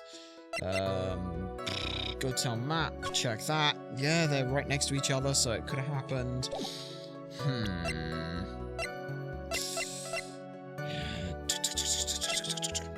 Right. So let's think here, because... my glass bears Andrews. Wait a minute. Hold on a second.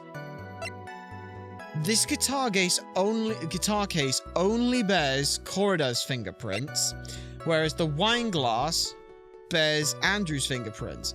If this story is to be believed, she made a glass of juice and then she opened the guitar case. If she'd have done that, why are her fingerprints not on this guitar case? There is no way that you were the one who opened the guitar case. Why would you say that? It's elementary, my dear. Because the only fingerprints on this guitar case are of the victim. Oh. Yep. And that.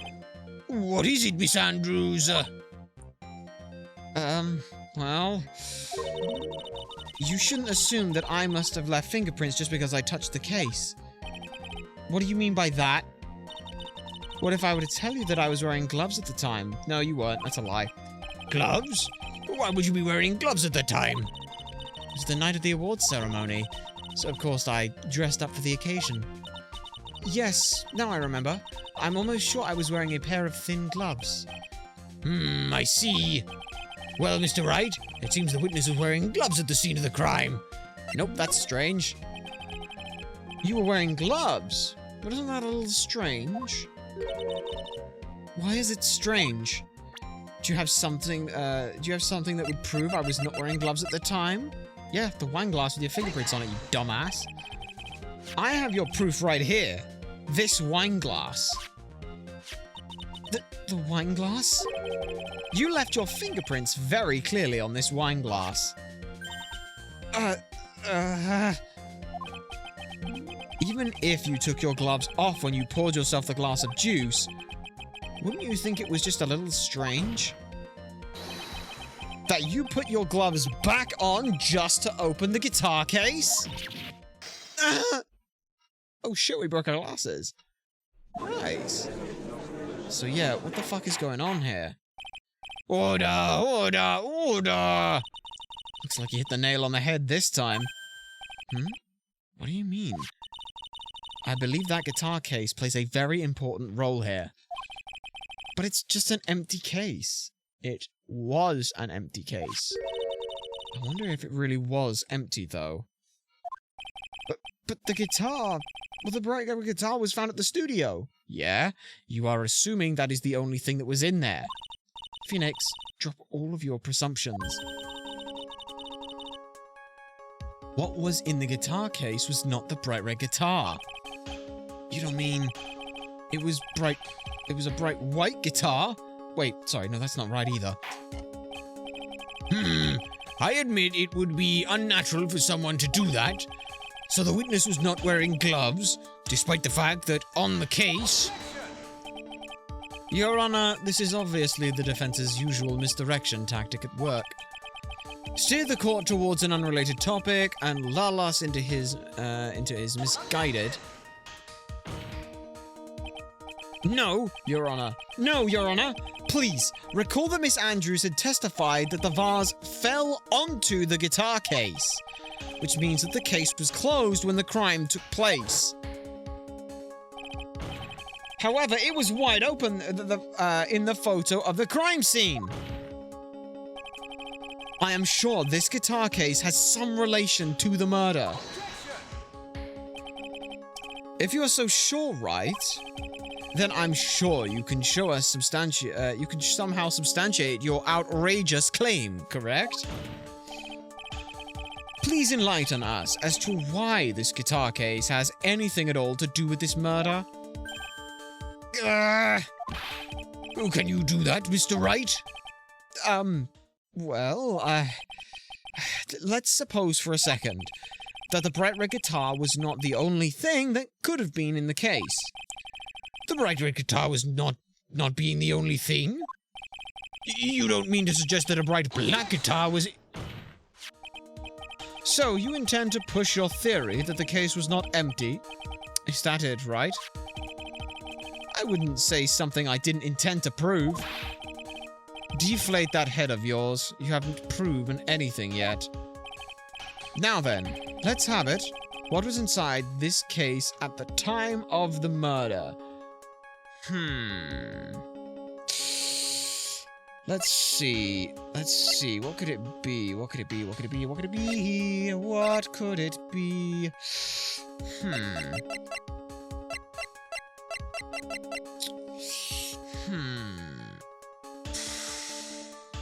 Let's think.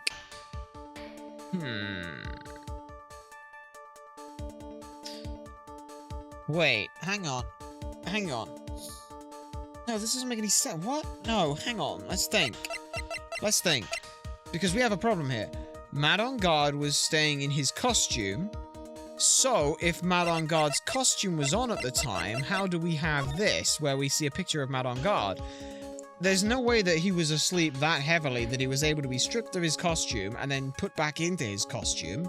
That just wouldn't make any sense. So if that is the case, that must mean that someone else had access to his costume. Or rather, a costume? Right? Like, that's the only thing we can think of, right? Because that makes the most sense. So it would have to have been an outfit, right? So she could leave his room. This is a photograph of... Yes, but what is important is what is in the picture, Your Honor. In this picture? It doesn't take a genius to see what I mean. What I am proposing is... Inside the guitar case was the Nickel Samurai, the hero's very own costume. What? Exactly. Because that's something we overlooked. Mr. Wright, explain yourself. Right, are you saying that the witness opened the guitar case to take out a costume?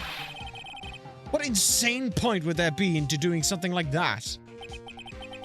This insane point would be to wear the costume, of course. Miss Andrews put it on to hide her identity so she could make her escape. Oh! Wait! No! Hold on! There was another point! Oh, shit! Remember the end. The Nickel Samurai is to confess something after the post-ceremony show. But he had no idea about any of it. Juan Cordia had set that up with the help of the manager to try and do something there. Is that the plan? That's gotta be it, right? That would make sense as to why he knew nothing about it, but there was supposed to be the Nickel Samurai thing. Right? Right? After all, you couldn't let anyone see you leave, could you, Miss Andrews? I refuse to accept your theory. Did you have anything to support such a preposterous idea? Just outside the door was an investigative photographer who was starving for a big scoop. And in the end, she managed to get this shot, correct? You mean this photo is... Yeah. Order! Order! It looks like we've wandered into quite another mess again, haven't we? Nice job, Phoenix. Well, you know my strategy. Speak first, think later. So the real murderer was hiding in this costume. Wait 1 second, Your Honor. The Nickel Samurai's costume would have been Master Matt on Guard's. Why would something of the defendant's be in the victim's room? And inside the guitar case of all places? True. This is a little baffling. Mr. Wright, the court would like to hear your thoughts. What would the Nickel Samurai's costume be doing inside of this guitar case? It was a spare costume, of course. Like, it's gotta be that it was a spare costume. Mr. On Guard did not take his costume off during the break period. In that case, the costume we are talking about was a spare one. What? Then, are you saying that on the night of the murder, there were 2 Nickel Samurai costumes at the Gatewater Hotel? Yes, that is what I am saying. And how do you explain the costume that was inside of the guitar case? It would mean the victim bride himself had brought this spare to the ceremony on purpose. He did. But the reason... But why? The victim, Mr. Corridor, was the jamming ninja. Why would he secretly bring the Nickel Samurai's spare costume with him? What could the reason be behind such a peculiar act? Therein lies the sticking point. What are you mumbling to yourself about now? Have you just been rambling all this time without any sense of inner monologue? Huh? No, I just... Mr. Wright, please explain yourself.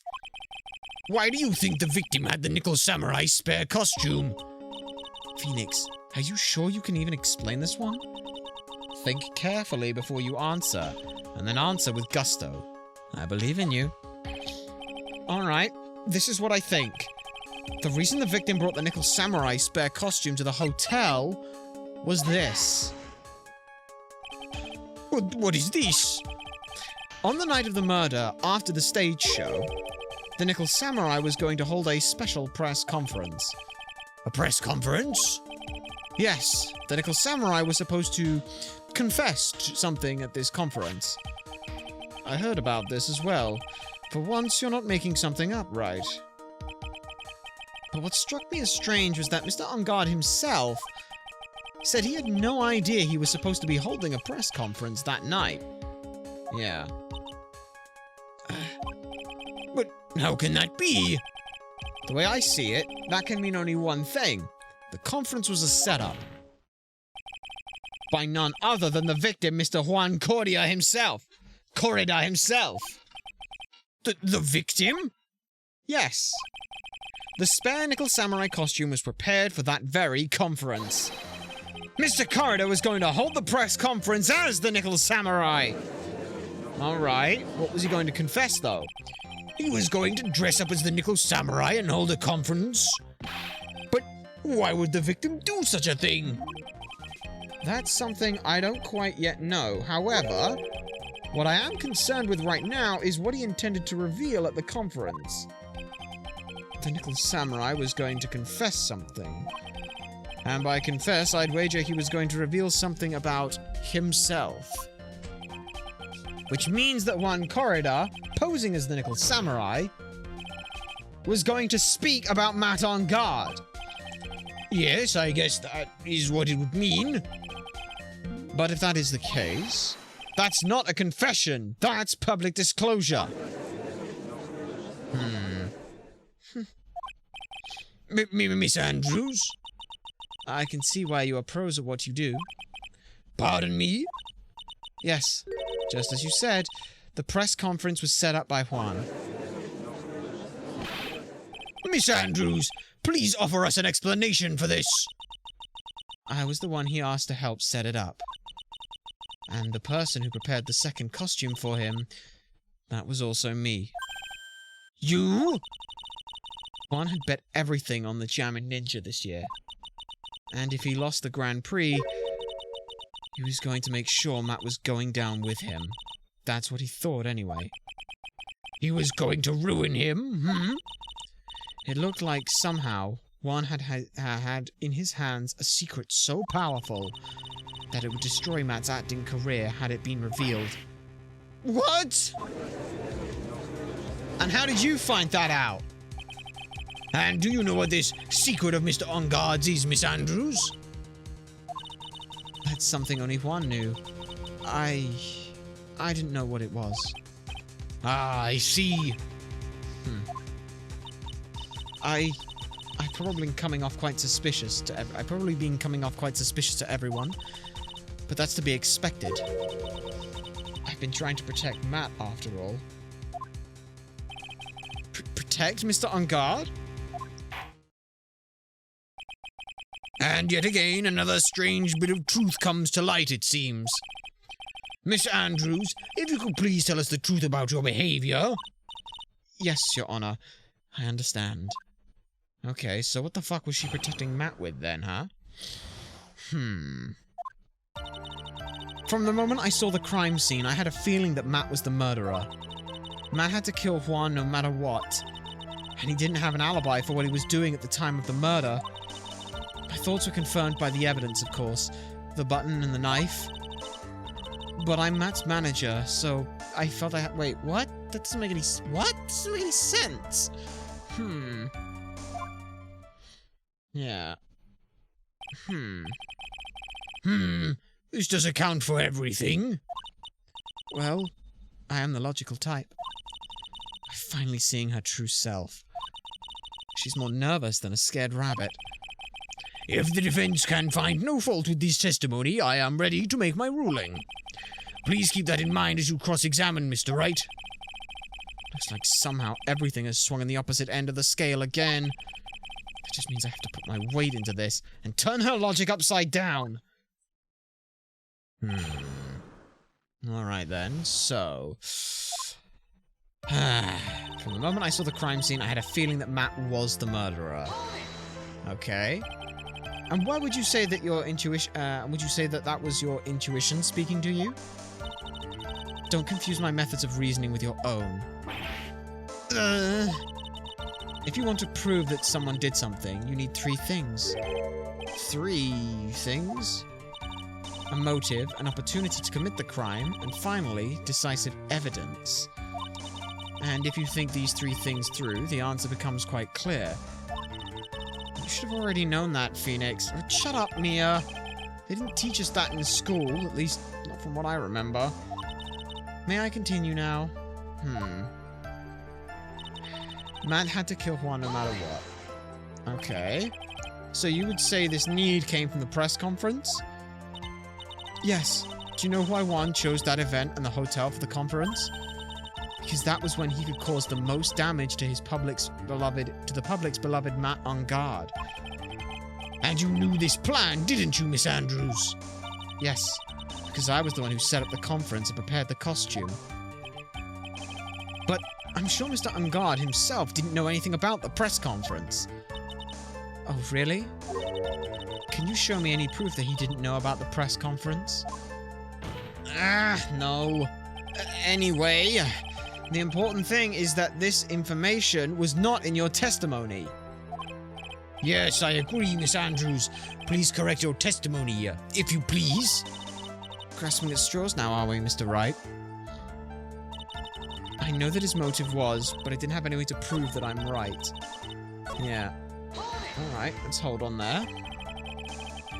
Has Mr. Ungard done something to hurt or betray you personally? Why do you ask? You were the one who helped Mr. Corridor with the press conference. And that event was supposed to bring down Mr. Ungard, yet you still helped out. The person on trial right now is Mr. Ungard, right? What the witness was thinking, helping the victim with his plan, is none of our concern.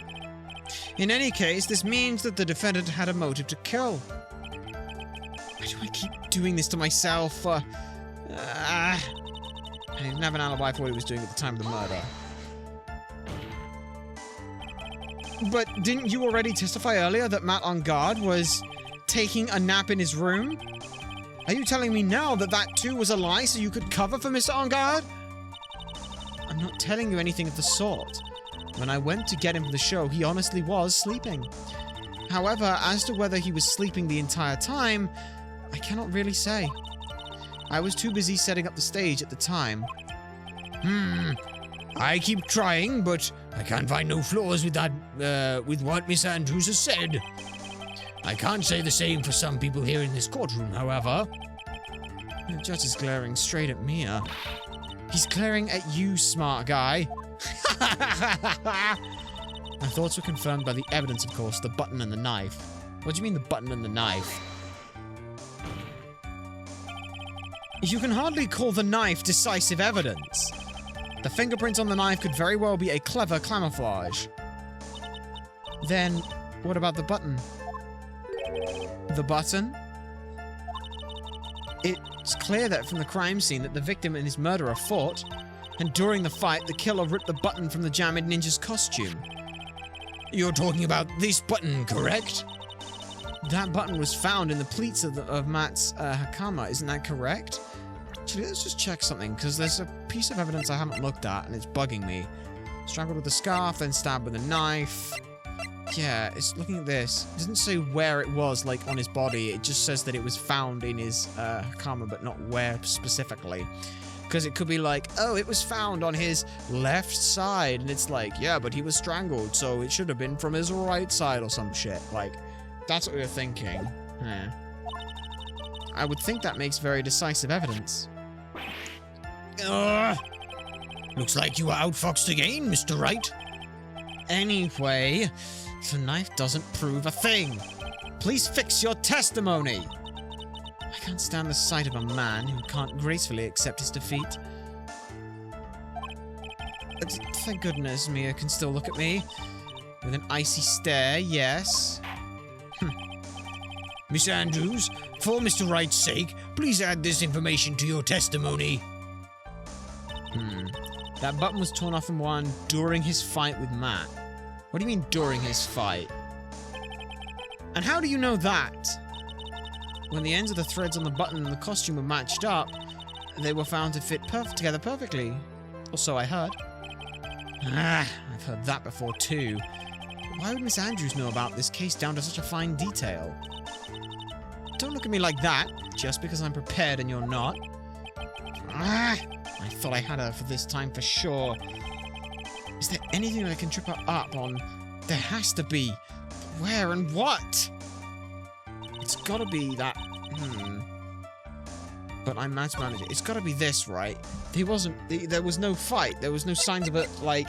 Look at this. Like, strangled with the scarf, then stabbed with a knife. There wasn't a fight, right? Like... There's no fight here. Yeah. There was no fight. This is the victim's autopsy report. It clearly states that the cause of death was strangulation by a scarf. Strangulation? The knife stab to the victim was done after the victim had already died. And what does that mean? Let's examine the evidence. This button has the victim's blood on it, which would mean that it was ripped off of the costume when? After the knife was stabbed into the victim. Exactly. Which means... it is impossible that this button was torn off during the victim's final struggle. Because the victim was strangled to death by that fight! That's right, Miss Andrews. There is no way this button was ripped off during the struggle. This button was consciously pulled off the victim's already dead body. Order! Order! What is the What is the meaning of this, Wright? So what if the button was torn off the body after the victim had already died? What does that change? Well, let me ask you one simple question, Edgeworth. Why was the button torn off? What purpose did that serve? What purpose? We now know that this button was not torn off during the fight. So the murderer took the time and effort to purposefully rip this from the victim's body. That would mean that the murderer had something in mind, wouldn't it? Mr. Wright, what does that mean? Does that mean that you know what the murderer wanted to do with this button? What was it? Pin the crime on guard. It's the only option we have. There is only one logical reason for doing something like that. It was to pin the crime on Mr. Matt on guard. There is no way anyone would put a bloodied button in their own pants. That's right. Mr. On Guard was set up. By the real killer, of course. And the real murderer is... Well, Mr. Wright, who in the world is the real killer then? Finally. I can't believe I managed to bring this trial all the way up to this point. Phoenix, you can't let your guard down yet. Not until the very end. The real killer, the person who planned to frame Mr. On Guard, is Adrian Andrews. Miss Adrian Andrews, I choose you. You are Mr. Corridor's killer. What? Order! Order! Order! Mr. Wright, this is a very grave matter. Do you have any evidence to support your charge? Any evidence? All of the evidence points to Miss Andrews. How preposterous. You can't stick any of that on me. I can't, can I? Would you care to test me? Then, what about this knife? The knife was used to stab the victim after he had already been strangled to death. It was used to throw suspicion on Mr. On Guard, naturally. A knife covered in the defendant's fingerprints could only have been taken from his room. And the only one who had the dinner with him and knew which knife to take was you! Then, what about the button that was found in Matt's Hakama? This button was removed from the victim's body after he had already died. The only person who could have done those was the person who found his body or the killer. However, if Mr. Ungard was the real killer, there is no way he would have such an incriminating piece of evidence on his own Hakama.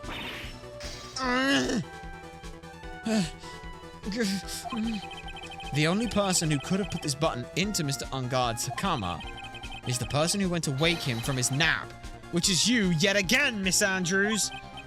I see. What about the empty guitar case? That is also another piece of evidence that incriminates Miss Andrews. That costume was used to hide the real killer's identity as they fled the crime scene. Now, who could have known that there was just such a costume inside the guitar case? It could only have been the person who prepared the costume for the victim. And that person is you, Miss Adrian Andrews. No, But Miss Andrews' fingerprints were nowhere to be found on the guitar case. And it was you who proved that she was not wearing gloves at the time. Well, that's right. That's because she did not intend on leaving any prints. If anyone had found out that she had touched the case, they would have asked her why. So to avoid leaving any prints, she used a towel or something else to open it. But the glass of tomato juice is a different story. Miss Andrews purposefully left her fingerprints on the glass to show that, yes, indeed, she was the classic dazed discoverer of a dead body. And to top it all off, there is this photo. A photo of the killer as they exited the scene of the crime. No reasonable person on Earth can believe that this Nickel Samurai is Mr. Ungard. He would be much too short for his own costume if it was him. Speaking of how tall people are, Miss Andrews, you're also kind of short in stature, are you not? Please, stop. Well, how about it, Miss Andrews? I've got her this time. Miss Andrews? I refuse to testify. What was that? There's a law. It says I can't be forced to testify about something if it can incriminate me. And the jury must ignore that, must disregard the, or can't use the right to not testify as evidence of guilt. Literally, you cannot use the Fifth Amendment, the right to deny, or the right to refuse to testify as evidence of guilt. That is just not, you just can't do that. That is illegal. You must not do that in any circumstance. Even if the person is guilty, they still have a right to not testify if it would incriminate themselves, and that must play no part in passing judgment on someone. Well, yes. You are absolutely correct, Miss Andrews. The law does provide us with a way to avoid self-incrimination by allowing a witness to not testify if the testimony can cause damage to themselves. Pleading the Fifth is not something most people would think to do on the spot. Actually, thinking back to yesterday in Mr. Ungard's room... Adrian Andrews? Yes? Think hard about what we have just discussed. Understood? All right.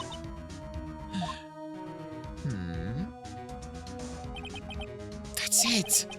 That's when Francisca planted this idea in her head. She must have told Miss Andrews not to testify if things looked bad. You did a good job proving everything up to this point, Phoenix. But there is still one more thing you haven't done. Something I haven't done?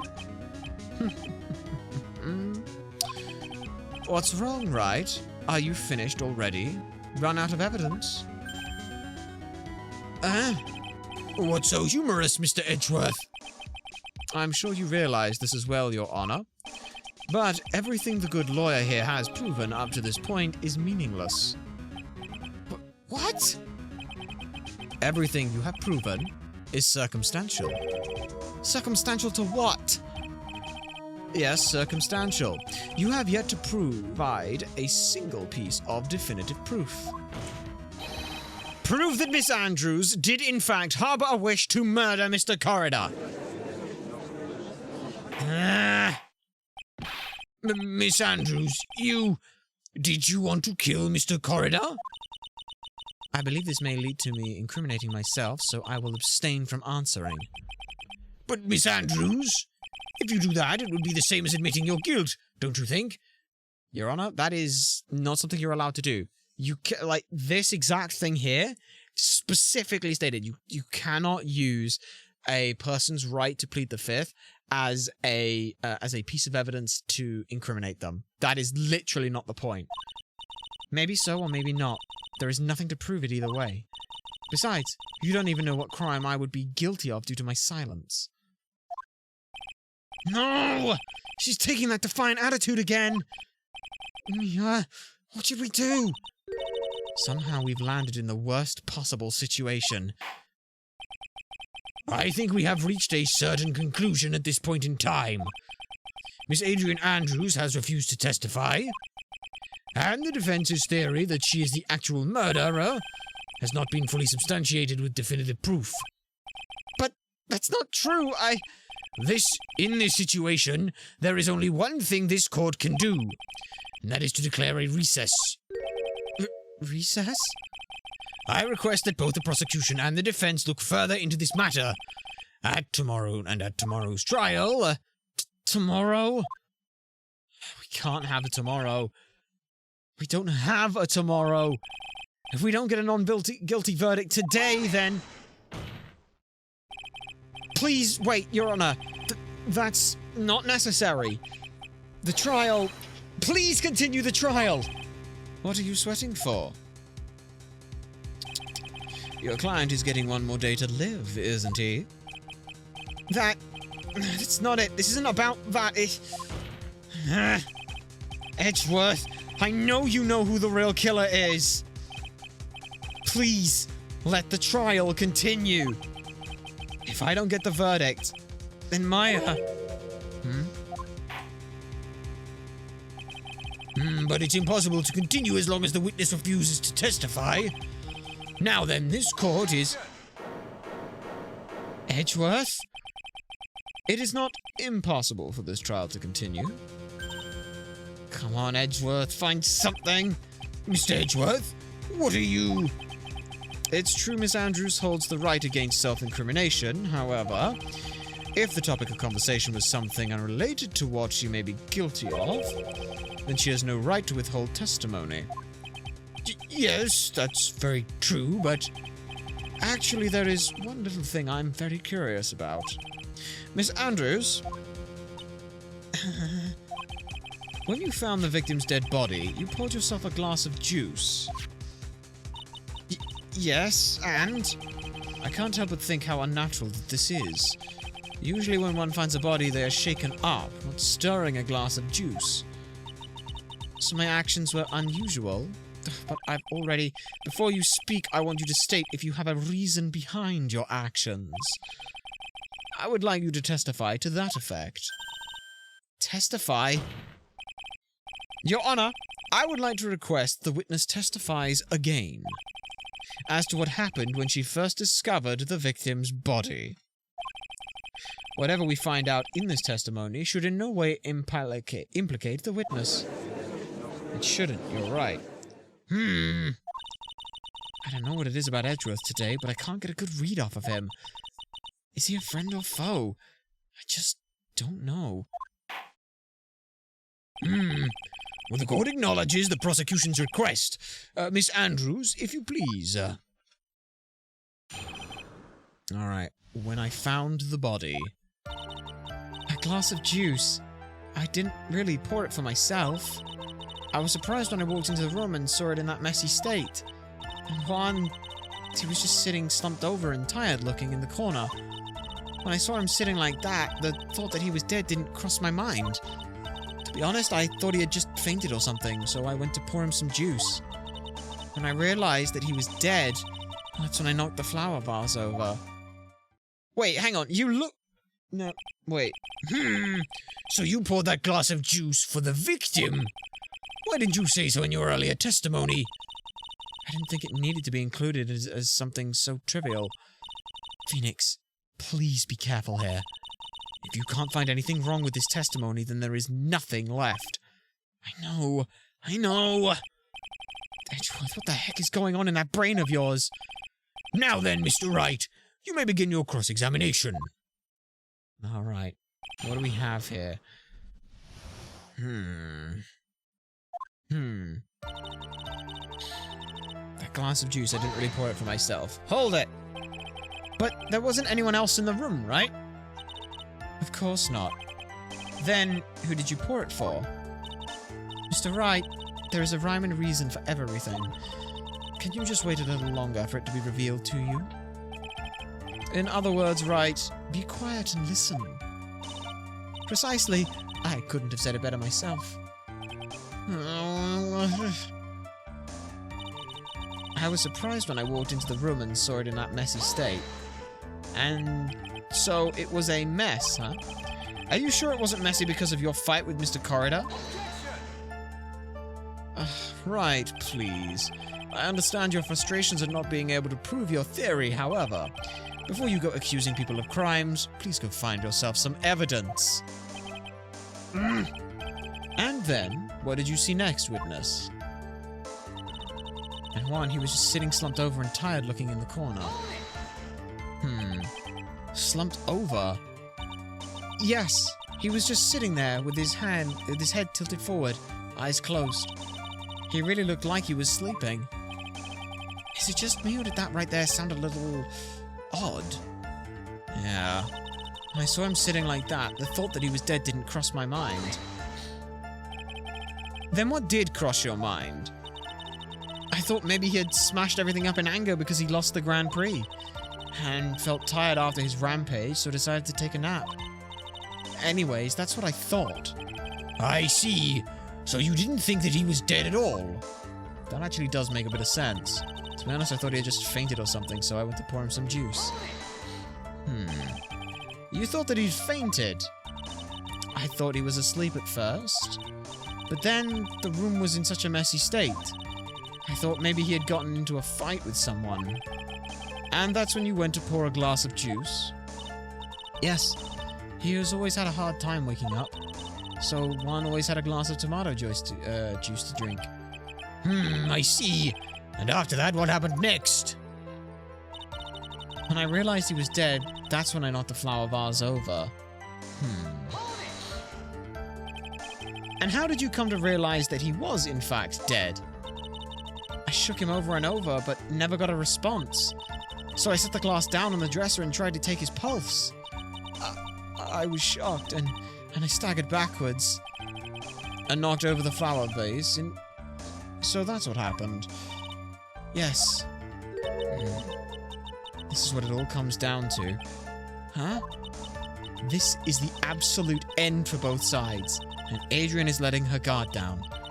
Phoenix, now is our best chance yet to kill the prosecution's case. Isn't that a bit harsh? Miss Andrews, will you tell us the truth this time? Yeah, basically, he was just sitting there. Like, when you finally showed up. Ah, salutations, sunshine. It is a pleasure to see you here. We hope you find yourself well. We are slowly in the process of just incriminating Miss Adrian Andrews for the murder of Juan Corridor, and she's being a bitch about it. Well, no, to be fair, like, she's done a lot of shit, and we're still trying to figure out how the fuck to get through this, but I thought he had just fainted. When I realized that he was dead, that's when, you know, to be honest, I thought he had just fainted or something. I don't think you believed he had fainted when you are claiming that this is how he looked. How the fuck did you not see a fucking knife sticking out of his chest? That's what you're saying here. You're saying that the whole time, this is the state he looked at. Damn, he really must have just got upset that he lost the Grand Prix and then passed out in a chair. Stabbed himself in the chest as well. You know, as you do. Don't believe a fucking word of it. So, you honestly didn't think that he was dead when you found him? No, not at all. Even though this is what you saw when you discovered the body?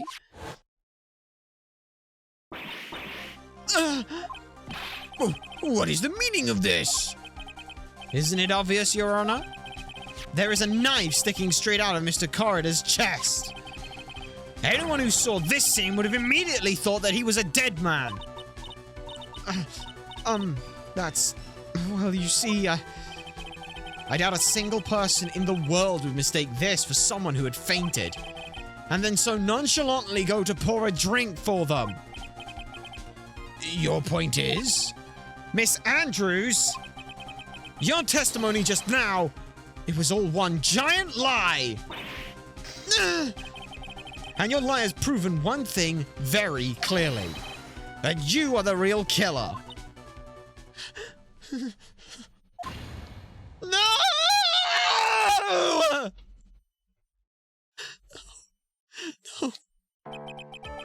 It looks like the defense has somehow brought the ugly truth to light. The defendant, Mr. Madongard, is not guilty after all. But that's impossible. You're wrong. Miss Andrews, try to have some composure. It wasn't me. It wasn't me, I tell you. It was Matt. I swear it. He's the one who killed Juan. But you were the only one who refused. You were the one who refused to testify. And your reason for not doing so is that you might end up incriminating yourself. That's because... Miss Andrews, I will give you one last chance. What exactly are you hiding that may incriminate you? As it stands right now, you are already facing being guilty. If this doesn't incriminate, if that doesn't already seem that you're incriminated, well, we don't know what does. I refuse to testify.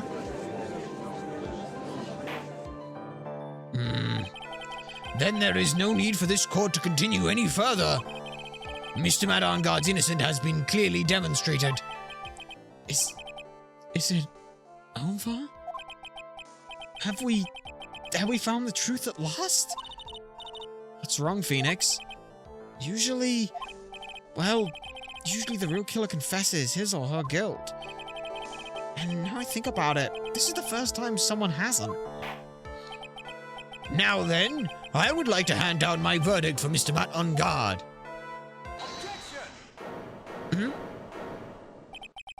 Your Honor, the prosecution feels that it would be premature to pass down a verdict at this time. What? The reason is quite simple. This witness has yet to speak the absolute, real truth.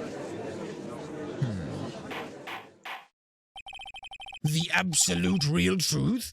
What are you talking about? Witness, don't you understand yet? Huh? I don't know who planted this silly idea in your head, Von Karma, but as long as you protect yourself through your silence, Matt on guard will go free. And in his place, you will become the guilty party. That's a lie. I don't believe you. What? I was told if I spoke, then it would be all over, and Matt would never be declared guilty. But what in the world is she talking about? Has she lost it? I can't speak about it. I'm too scared. It's Franziska von Karma. Huh? Don't you remember, Phoenix? Yeah, we already talked about this. Miss Andrews lives by gripping tightly onto the words of another. Because she doesn't have the strength to believe in herself. Then, right now, Miss Andrews is... Yesterday, she was tossed a lifesaver by Miss von Karma. Don't say a word, no matter what happens. If you do, Matt on guard will be acquitted. Miss Andrews undyingly believes in those words right now and is clinging to them. Then what the fuck am I supposed to do? This is the first time I've ever come across anything like this. Miss Andrews has to be the killer, right? All we have to do now is get our not guilty verdict. That's my only priority. It wasn't me. I'm begging you, please believe me. I didn't kill Juan. Help, please. Someone help me. Mr. Wright? Yes, Your Honor. The court cannot continue on like this. Therefore, I'd like to hear what you intend to do. What I intend to do? What am I supposed to do? What am I supposed to say? Right. I suggest you think very carefully about this. Think about what this witness did and what she did not do. And think about who is the real mastermind behind this crime. Who is the real mastermind? Isn't it obvious? There's no one else it could be except for the woman crying over there. Right? Come now.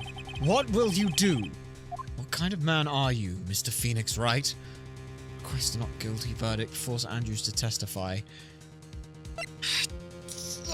We need to know the truth.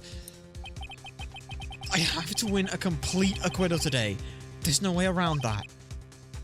But I can't bring myself to do it like this. Not when she's like this. But she's alone and crying and no one else is on her side. That was me. Miss Andrews, I would like to know what you are really hiding. Mr. Wright?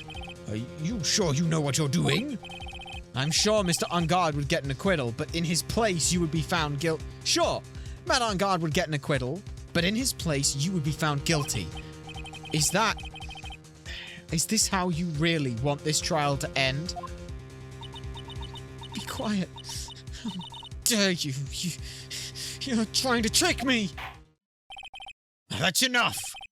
I commend you both for trying, Mr. Edgeworth. However, it's clear that the defense's theory is the truth. You're wrong.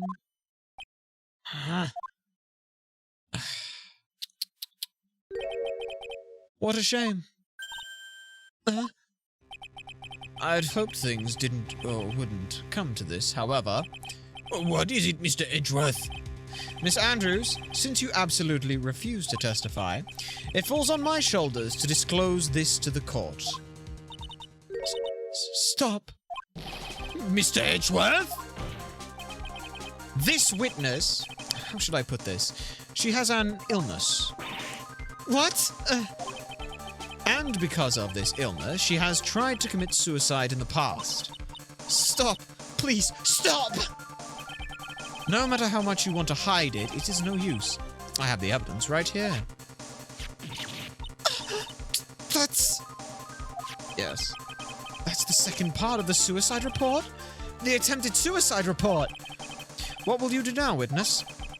You know what I am about to do, don't you? I will now reveal to the court the true nature of this pitiful woman known as Adrian Andrews. The secret of her dependent nature. Having other people know about it scares her more than anything else in the world. Jesus fucking Christ, Edgeworth, really? Please, please, stop! I beg you! If people find out,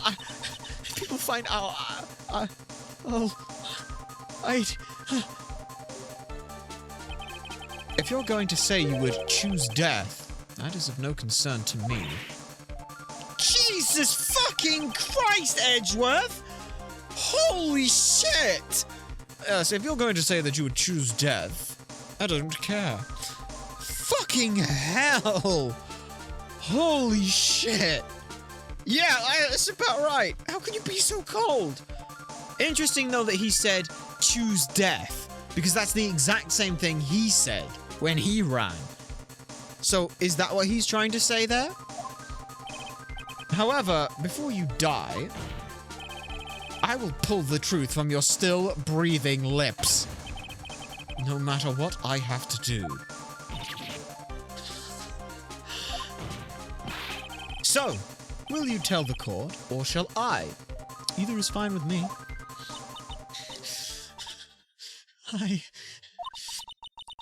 I'll talk, please. Please help me. Nothing matters anymore. My crime.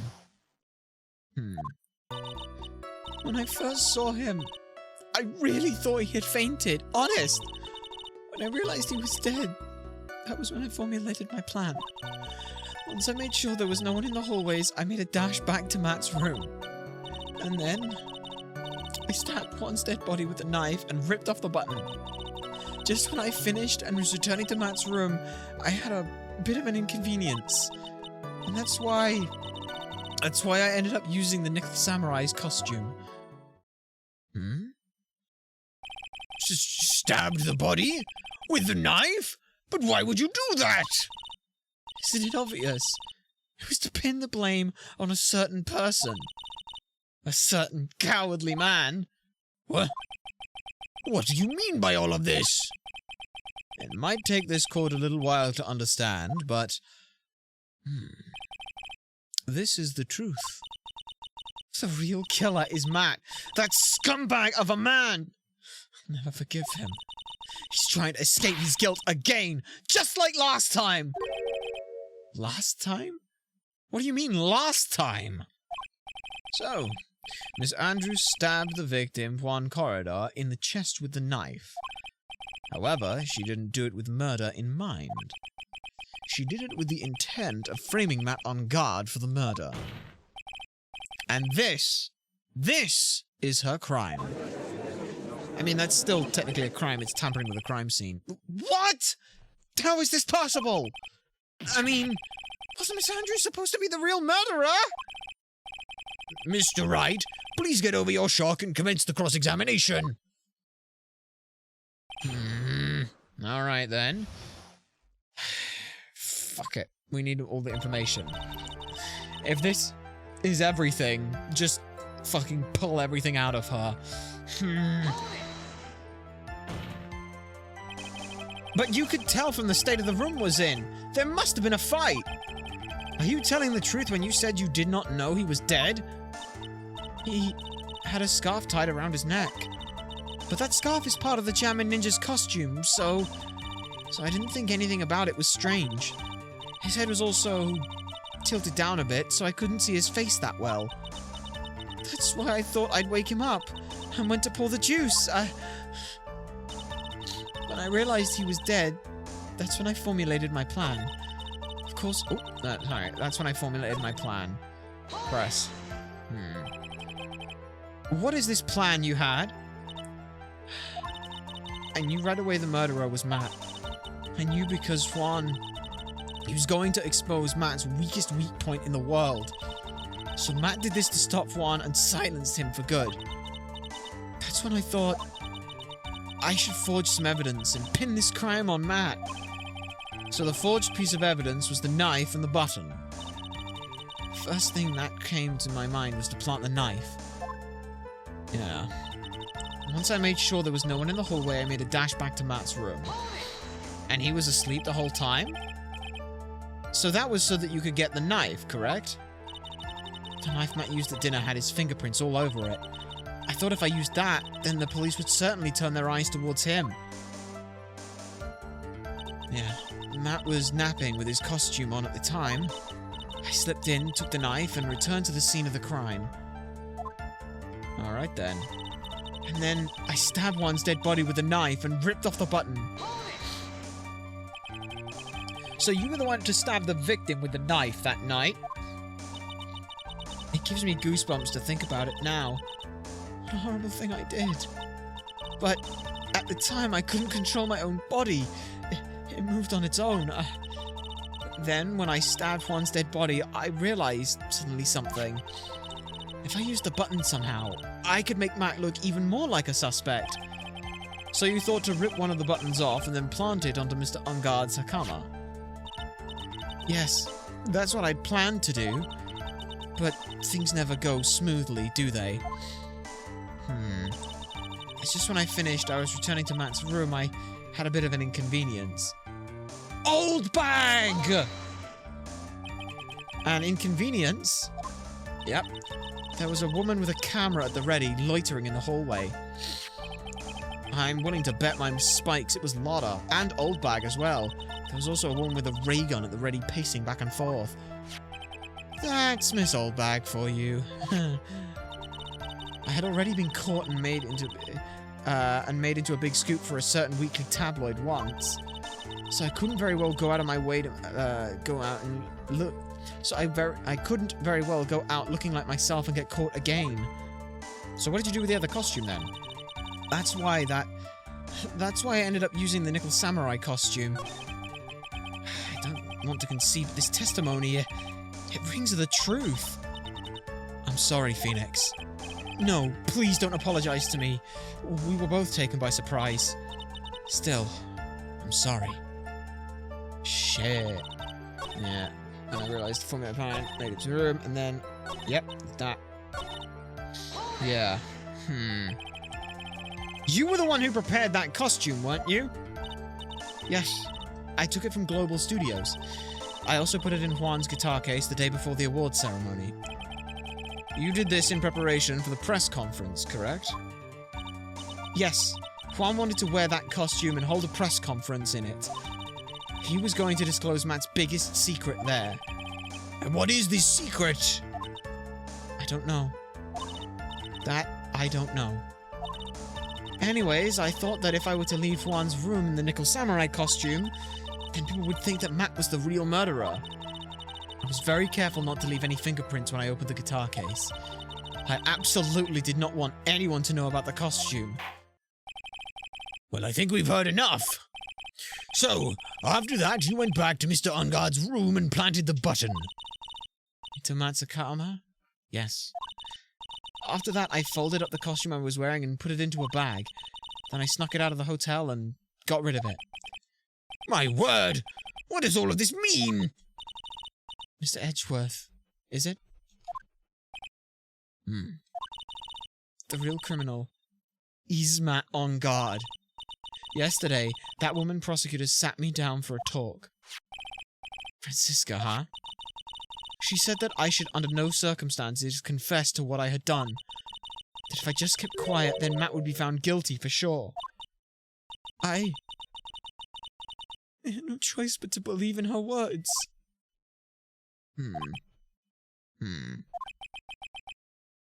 Right.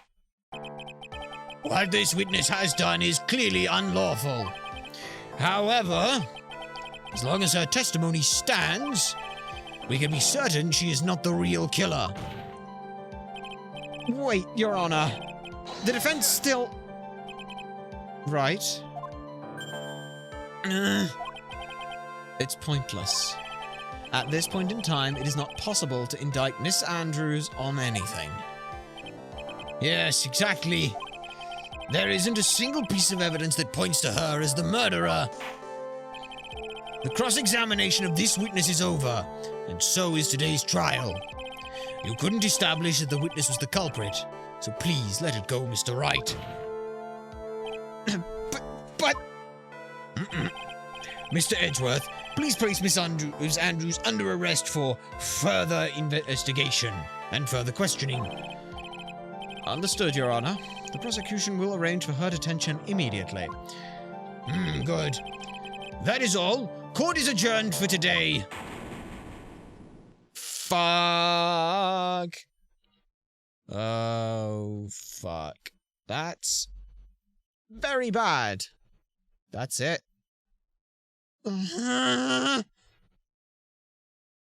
Shit. Today's trial. It's over. And I didn't win an acquittal. Witness, would you mind if I asked you something? What's up, huh? Huh? Edgeworth? What is it? Before you leave court today, I wonder if I might look at one thing. That card in your hand. It's had my interest for quite some time now. What exactly is it? Oh, this? Mr. Wright also asked about it. Although I don't remember at the time you asked me about it, Mr. Wright, I remembered just now. I found it in the room on that day. In the room? That day? Yes. I found this card when I discovered Juan's body. It was lying there, right next to him. You found that card next to the victim's body? I suppose I must have unconsciously slipped it into my pocket, or held onto it. But it's not as if this card has any relevance to Juan's murder, right? It's... yeah, I guess not, but it's still a strange card if you ask me. But as far as clues to this case, I don't see why... Hold it! Witness that card! Give it to me! Hurry! Edgeworth? Do you have any idea what you have stupidly yet inadvertently done? This... I can't believe you hid this from me all this time! I didn't mean to, What is this all about? I've never seen Edgeworth so emotional before. What the fuck is it? It looks like it's a calling card, yeah.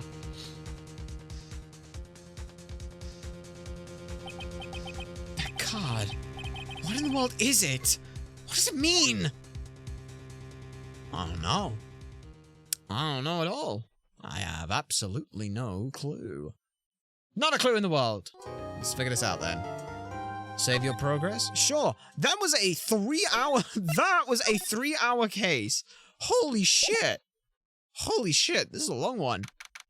Guess we might not be fair. We had sort of thought in our head at some point, maybe we finish this today, like it goes slightly longer than like the 4 hours we've done, but honestly, might just have to keep that going and then do like split the final bit into 2. So yeah.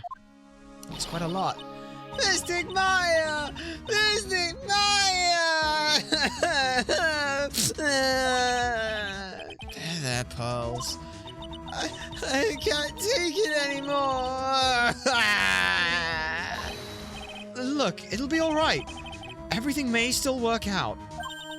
The condition was that we had to get a not guilty verdict. And so far, the kidnapper has kept his word and hasn't hurt Maya. And he won't because Mr. On Guard hasn't been given a guilty sentence yet either. Now cheer up. Come on, we don't have time to stand around crying. We have to get going. You're right. Mr. Meyer is in much more pain than I am. Yes, that's right. So... Hey, you guys. Glad I caught you, pal. Mr. Scruffy Detective. Oh boy. Looks like Detective Gumshoe has been dubbed Mr. Scruffy Detective in Pearl's books now. It's just plain old Mr. Dick Gumshoe now. I came to talk to you, pal. But we're kind of busy right now. What do you got for us then, huh? So, what are you gonna do now? Oh, what do you mean, pal? Well, you've been fired, right? So, do you have a new job lined up yet? Oh, yeah, that. What am I supposed to do now, pal? I don't have anything coming in at all until my next payday. What are you talking about? You don't have another payday! I guess that means I'm just gonna have to work here at your place, pal. Say what? You'll be searching for things that will prove Mr. On Guard's innocence all day, right? Well, yeah. Yeah, that's true. So, yeah, I'm gonna help you, pal. I've got lots of experience in investigating and watching over people's places. And I'm great at making really simple meals, pal. I'll take care of it all. Come on, Mr. Nick. Let's let Mr. Scruffy Detective take care of things. Okay. By the way, what's your best dish? Instant noodles, pal. Why am I surrounded by people who only eat cheap, unhealthy foods? It was the first time I've ever seen Mr. Edgeworth act like that. Never thought he'd say some things like he didn't care if Miss Andrews killed herself. Huh? He said that? How horrible! But because of him doing that, we finally got the truth, huh? Guess the end justified the means on that one. You know, it wouldn't be... The truth, huh? Miss Andrews' last testimony. I wonder if that was the truth. I'll give you that there was nothing strange in her testimony itself, but I still think there's something fundamentally wrong with the whole thing. Like, okay, great, she told us the truth, but why the fuck did she do it? What, you mean about that thing, pal? Why would you want to... No, I mean, why would she need to frame Mr. Ungard? I couldn't figure that out, what she said. I couldn't figure that out from anything she said all day. Then, you're saying that testimony was a lie? Well, not a lie per se, it just feels like there's more here than meets the eye. Well, that's what Edgeworth would like us to believe as well. That's such a dirty trick! Even that woman prosecutor was better than that. Franziska von Karma. Speaking of Miss von Karma, do you have any more information about her condition? Wasn't she shot this morning? Oh yeah, by the way, Sunshine. She was shot. In the shoulder. Which is quite fitting given her father. Yeah. Miss von Karma was shot today on the way to the trial by a pistol, pal. But she's gonna be fine, right? I mean, Edgeworth said she was in a stable condition, but... Well, she was shot in the shoulder. She's okay and still hanging in there. They should be done taking the bullet out, and she's probably resting at the hospital. Which one? What? You gonna go visit her, pal? No. Well, was kind of thinking about it. Hey, you've actually got a heart, don't you? She looked like she was being tortured to death, not being able to go to the trial today. So maybe it'd be good for her to go, So maybe it'd be good for her if you went down there and let her whip you for a bit, pal. Let's go let her whip us, Nick! No, I am definitely not going. Well, let's see. Name of the hospital, Oh yeah, it's the Hardy Clinic. That name sends a chill down my spine. Phew. Well, I guess it can't hurt to stop by and say hi. I guess that's... No, don't want to present anything to you. Move! What do we got? We got the hotel, criminal affairs department. Let's try the Hardy Clinic first. May as well. At the very least, it might be fun seeing the fake director getting the shit whipped out of him. Never thought I'd be coming back to a place like this. Yes. I was here to visit a patient. We gotta remember... Oh, fuck. I gotta remember his voice. Ah, hi. Wait a second. You're... Yes. I'm Director Hardy. Why are you still here? Yes. What is it? Can I help you? You can tell me. Yes. Director Hardy? Edgeworth? Yes, I'm Director Hardy. Oh, you're that man from this morning. Yes, what is this, Director, Franziska. How is Franziska von Karma? You don't need to worry. Yes, she's in good hands. Because you see, I'm personally taking good care of her. Yes, yes. And the thing? That surgery, oh, it went well. You have my gratitude. Looks like Edgeworth doesn't know about this director and his secret. She looks so pitiful. Absolutely terrified. Yes. But... I understand. Yes. Her opponent was a gun after all. Yes. When I snuck up on her real secret-like, she would scream really loud. Yes. I'm surprised you still have any teeth left. I see. But she's really cute too. When I do that, she'd whip me with her whip, Boy, did I cry like a baby. Yes. But I think I could get used to it too. No! Go back to your room. You're so mean, so mean, my frisky frisker. But the okay. Yeah, it's time for my IV drops. Yes. Ow. Thank you.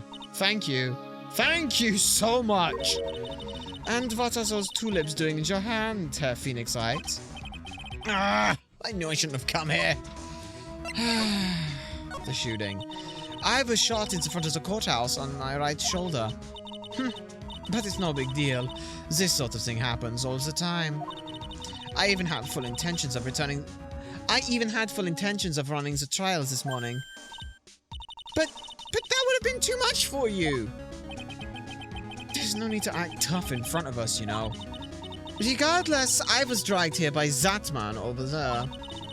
He was so unyielding, one has to wonder if he was simply interested in stealing my case. It's the only logical course of action, given the bullet was still lodged in your shoulder. But by taking over the case, I found myself having to clean up after you and that irresponsible deal you made. I think I know what deal he's referring to. The deal. Miss Von Karma, you made a deal with Miss Andrews yesterday, didn't you? I don't know what you mean. In order to make sure you got your guilty verdict on Mr. On Guard, you told Miss Andrews not to testify in court today. I don't know what you're talking about. Do you have any proofs that I made such a deal? You're denying it? It looks like you were lucky, Herr Phoenixite. If I had been in court today, this trial would already have been over. Or were hiding Miss Andrews' own crime? That isn't my problem. Whether she tampered with the evidence or not, I have only one objective. To find On Guard guilty of murder. The end justifies the means, Herr Phoenixite. The end justifies the means. Miss Von Karma, Adrian Andrews believed you when you said, if you don't tell the truth of what really happened, then Matt On Guard will be found guilty. And what does that have to do with me? Because of that, she is now in danger of being found guilty herself! Or because she believed in your words until the very end. That still has nothing to do with me. She's just a weak person, that's all. But you had to know she was... No! I think visiting hours here are about over. So, if you'll excuse me... What's wrong? Why did she suddenly cut you off? Probably because she thinks I had the advantage in that argument. Edgeworth. Today's trial. What happened today at the trial, Edgeworth? That's not like you at all. I mean, I know you knew Miss Andrews' condition. You could have made her testify as many times as you wanted, but to go that far, but she wouldn't testify about that until I said something. Listen, Wright, the courtroom is a garden of judgment. I am putting myself on the line when I stand in there. And that is why I made the witness do the same. It's only natural. And what about the card, then? By the way, Edgeworth, you were really angry in court today. That's also kind of rare for you. Yes, we literally just saw that. We literally have just seen this. We don't need to worry about that. Yeah, we literally just watched this. It's fine. Tell me about the card. What is the card, then, huh? That card? What in the world is it? You mean this? Listen, Wright. This is top secret information. You absolutely cannot leak this. A special investigation team has existed for a number of years, but few know of it. I understand. Their task is to find the owner of this card. A man called Shelley the Killer. And just as his name states, he is a killer, an assassin, the best at it. An assassin? Okay, so... Alright then, and the assassin? So who is this Shelley the Killer? The Killer is the name of a long-standing line of assassins. Long-standing? Pearls. Go have a look at some of the books over in the waiting area right now. The name first appeared about 100 years ago, I hear. Shelley is the professional name of the third heir to the Killer name. So basically his professional name is Shelley. He leaves a card with a shell on them. He has a habit of making sure to leave a card by the body of his victims. Why would he do something like that? You think it's a part of his duty to his clients. His duty? If he leaves a card, then his clients can be assured that it was he who killed the victim. Also serves as insurance against any charges being pushed onto his clients. I see. The Killer values the trust between his clients and himself above all else. It seems that this is one honorable assassin with a moral conscience. I guess that even honorable assassins can exist, huh? So, you think this assassin... You think he's the one who did the killing in this case? It would appear that way. The discovery of this card basically confirms it, wouldn't you agree? Shelley the killer, huh? And Maya's situation then. I noticed something at the trial today too, you know. You were behaving in a very strange manner. Is something the matter? Guess I should just tell him.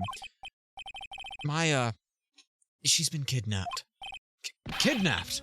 What does the kidnapper want? An acquittal. I see.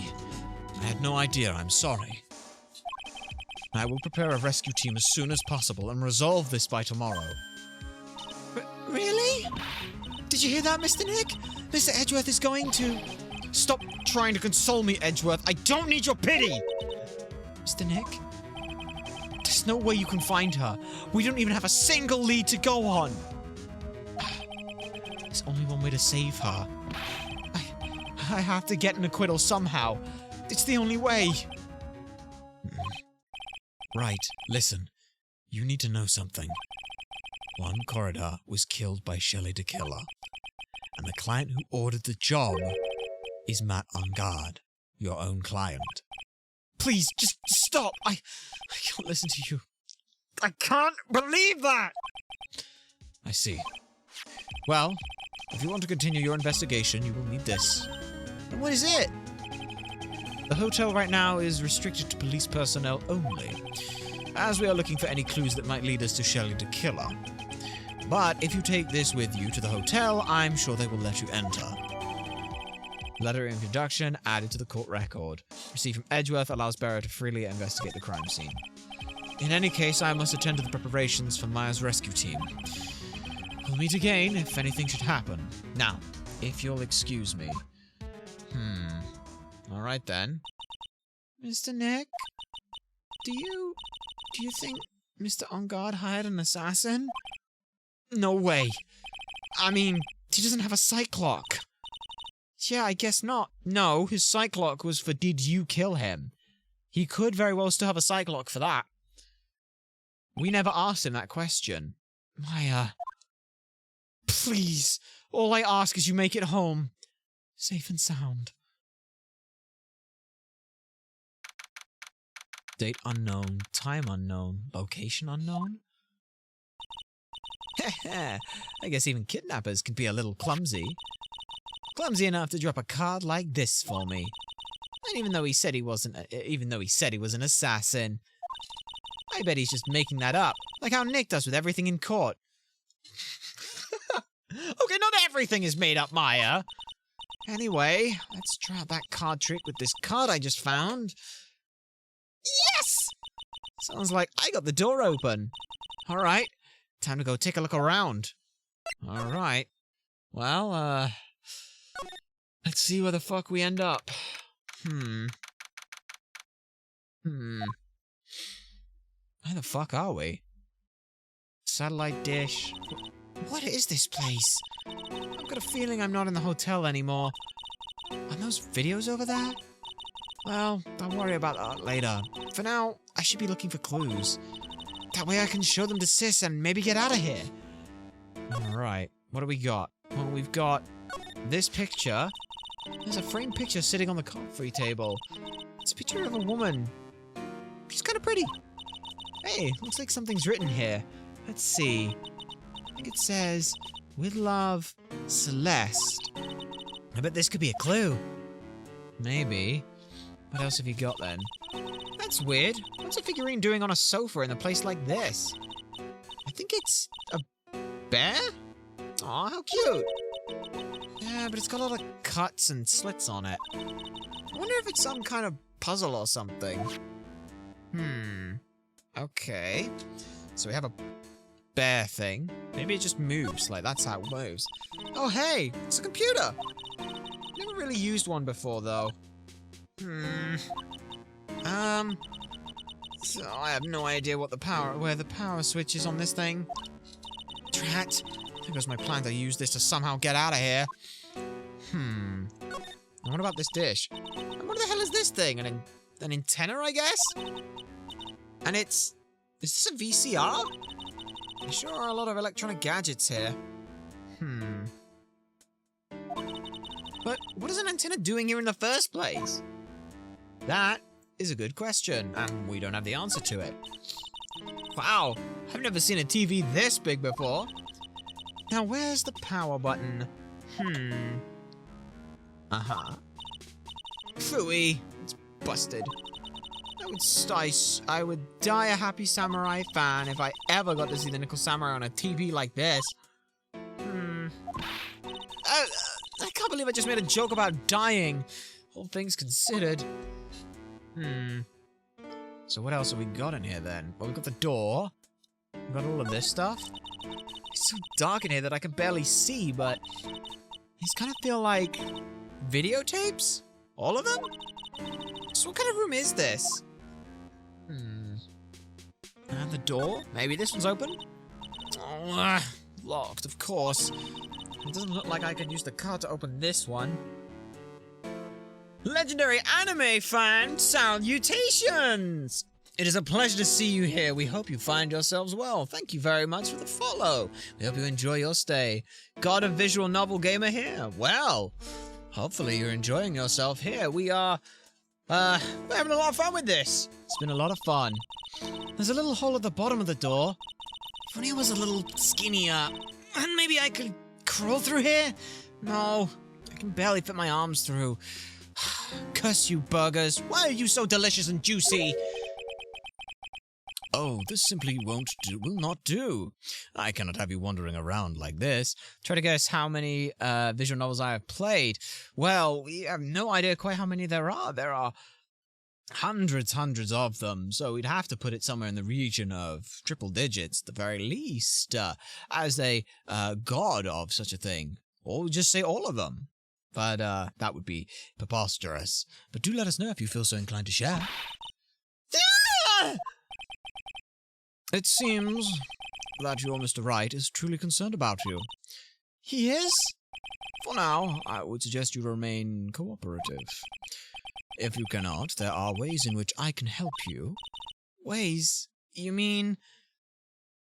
My goodness. There are over 3,000. 1,006 and collected over 2,000 in the past 3 decades, and there are around 3,000 of them. Well, goodness gracious. You certainly do have the history for these things, then. As it stands, are these then considered visual novels? Because there's obviously like the puzzle element in the court cases and in the examining stuff, but is it still a visual novel? I suppose it is in some regards, yeah. Ways, you mean... Dead men tell no tales, is how the saying goes, correct? Dead? I'm almost certain I told you on our first meeting. I am an assassin. No way. You're lying. I mean, an assassin? People are not always who they appear to be. Nick! And back we are. As if none of that ever happened. Hooray! Mr. Nick? Uh-huh. Oh, yeah. Sorry, pals. I got caught up in my thoughts about Maya's situation. Mr. Edgeworth has left, you know. I guess for now I have no choice but to believe in Mr. On Guard. I think I should listen to his story one more time. Alright, let's get going too. Okay. Alright then, well, let's head there. Gumshoe, fucking please learn to cook something else. Okay? Just please. That'd be great. Detention center.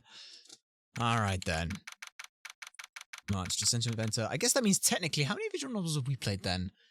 2? Is there any other things that we played that would be considered a visual novel? Don't think so. Not yet. Well, we're still intrigued in some of those things. I'm sorry, but visiting hours are over for today. Shit. I have too many questions that I need to ask.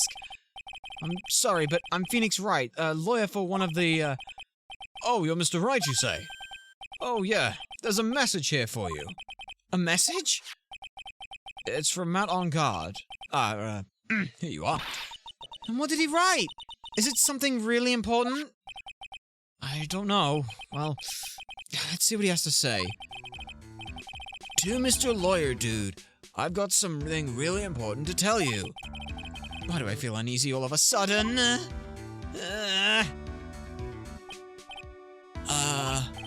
Oh, Mr. Wright.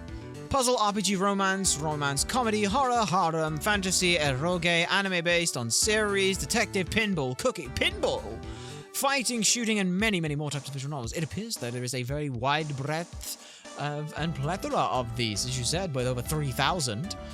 And it's an impressive count of over a third of them played, and over 2/3 of them collected, which is very impressive indeed. Oh, Mr. Wright. So, actually, I have a favor to ask you.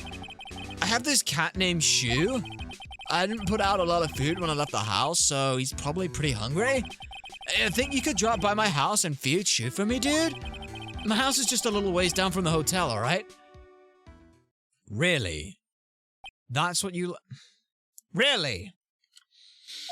This is terrible! Let's hurry! We have to feed his cat! I'm sure poor Shu's stomach is growling by now. Nice.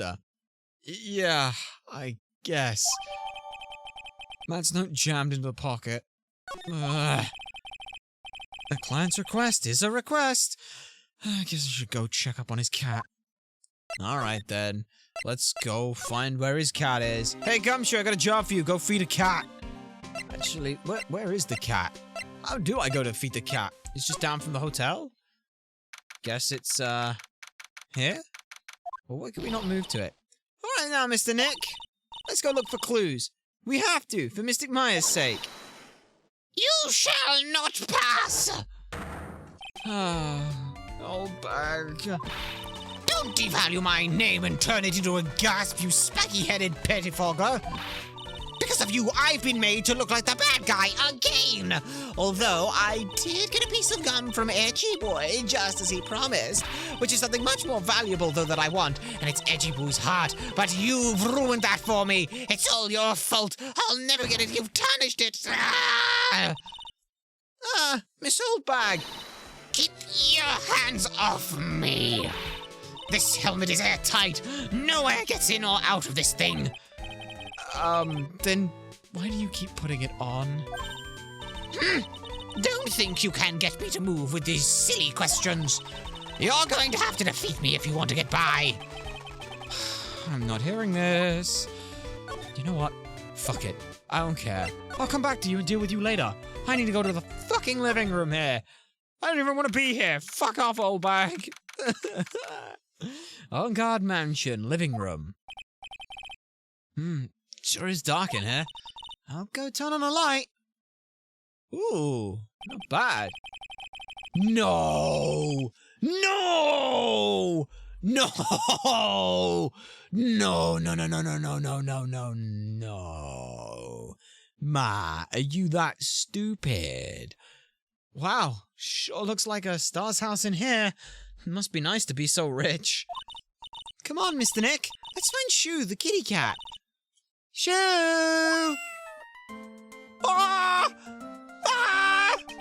I guess this is Shu. Shu is adorable! Oh, what a lovely cat! Hi, Shu! It is adorable. Look at it. Look at the cat. Cat seems to like pearls, huh? Pardon me. May I help you with something, Mr... Oh, sorry, we're lawyers. Actually, I'm Mr. Engarde's lawyer. The Master's... Then you must be Mr. Wright. Yes. Ah, it's a pleasure to meet your wonderful self. I am the family butler, John Doe. Really? John Doe? A pleasure to meet you. Ah, Shu. Yes. Talk. Should I just present the thing? I'm also a YouTuber. Good for you. Present note. I was wondering if you wouldn't mind taking a look at this. I'm afraid I cannot offer up anything special about it. It is not appropriate for a lowly servant to speak of the evidence for a trial. Polite yet snotty with a touch of rude. Stereotypical butler, all right. Twitch would block my videos. Fair enough, though we will ask, please. We are more than happy for you to tell us that, but it does come across a little bit like you're trying to advertise shit, and it's not really gonna sound great, but, you know, just, nip that in the bud for a moment. Anyway, do we need to show you anything? No, don't really need to show you anything. Let's talk. Matt on guard. You must know all sorts of things about Mr. On Guard, right? Honestly, sir, I don't believe my master is capable of such a foul deed as murder. And, anything else? No, not especially. It is not appropriate for a lowly servant to speak of master or his affairs. How typically butler-like, as it were. What about yourself, sir? Mr. Doe, how long have you served at this residence? Well, sir, I would have to say maybe about 1 year. And, anything else? No, not especially. Wait, hang on. Why would... If you have a butler, I guess you just claim it off as, oh shit, I forgot about my butler. They'd probably just claim it off that way. It is not appropriate for a lowly servant to speak of himself or his affairs. You know, I would have thought Mr. On Guard to, the kind to have a maid over a butler. Well, you know. That's a very cute cat you've got there. It is my duty to take care of him. The master rather fancies Shu. And, anything else? No, not especially. It is not appropriate for a lowly servant to speak of his family cat. Well then, I guess I don't need this piece of scrap paper anymore. That's note crumpled into a ball and thrown away. Accurately. Well, I'm afraid I must take my leave of you now. Oh, well, we should probably get going ourselves as well. Ah, so young and yet already so accomplished. A master of law. But there is also a lot to be proud of in being a butler, in charge of a house and all. Thank you for the compliment, sir. People are not always who they appear to be. Now, if you'll excuse me. Aw, kitty. Kitty. All right then. Do we need to do anything here? Like, can we examine? I mean, there's this. A giant bicycle is flying through the air. That bicycle pose is one where you don't have to pedal. It moves on its own. Really? Wow. But sorry to disappoint you, it can't fly. Oh, that's too bad. Yeah, guess we really shouldn't go rummaging around all his stuff, like looking in this door. I'm curious about that scar on the center of his face. Yeah, I mean, it's, you know, noticeable. There's a small door at the bottom that is of this bigger door, Mr. Nick. I bet it's for Mr. On Guard's cat to use. Oh, you mean Shu? The door. It's locked tight. Well, I guess that's to keep nosy people like me from entering it. Yes, that's true. It's got all his stuff. Oh, there are masks here. Yeah, that one in the middle is the Steel Samurai. The one next to that are the Pink Princess and the Evil Magistrate. They fought many battles against the backdrop of Neo-Old Tokyo.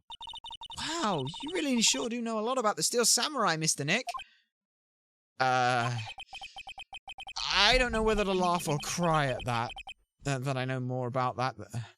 I don't know whether to laugh or to cry that I know more about that show than a kid. I mean, it's Pearl. She's had a very bad upbringing. Oh, there's a giant cooking hearth here. That's actually a fireplace. How are they different, Mr. Nick? You know, I've never actually seen a hearth before, come to think of it. You should come up and visit Faye Manor then. I'll show you one when we do. That would be a good idea. Anyway, we should probably just leave. There's nothing else to do. But Shu is adorable. Let's just go back to the fucking hotel. Alright then, here. Hey, guess what? Would you like something that's signed by Edgeworth? Maybe if I show this letter I got from Edgeworth. Miss Oldbag, if you would take a look at... What? You want me to look at that worthless piece of paper? Edgy poo! Is that a perfume? Pheromone. The amour. I smell. Let's see here. Would you please allow this unsophisticated young person to conduct his investigation? Hang on a sec. That's not what it said. Yours truly, Miles Edgeworth. Yours truly? That man's good at flattery. Fine, but only because Edgy Poo said so, you understand? Letter of introduction given to Miss Oldbag. I just thought of something I have to do. Remember, no messing around. You do anything bad and I won't let you off the hook. Okay.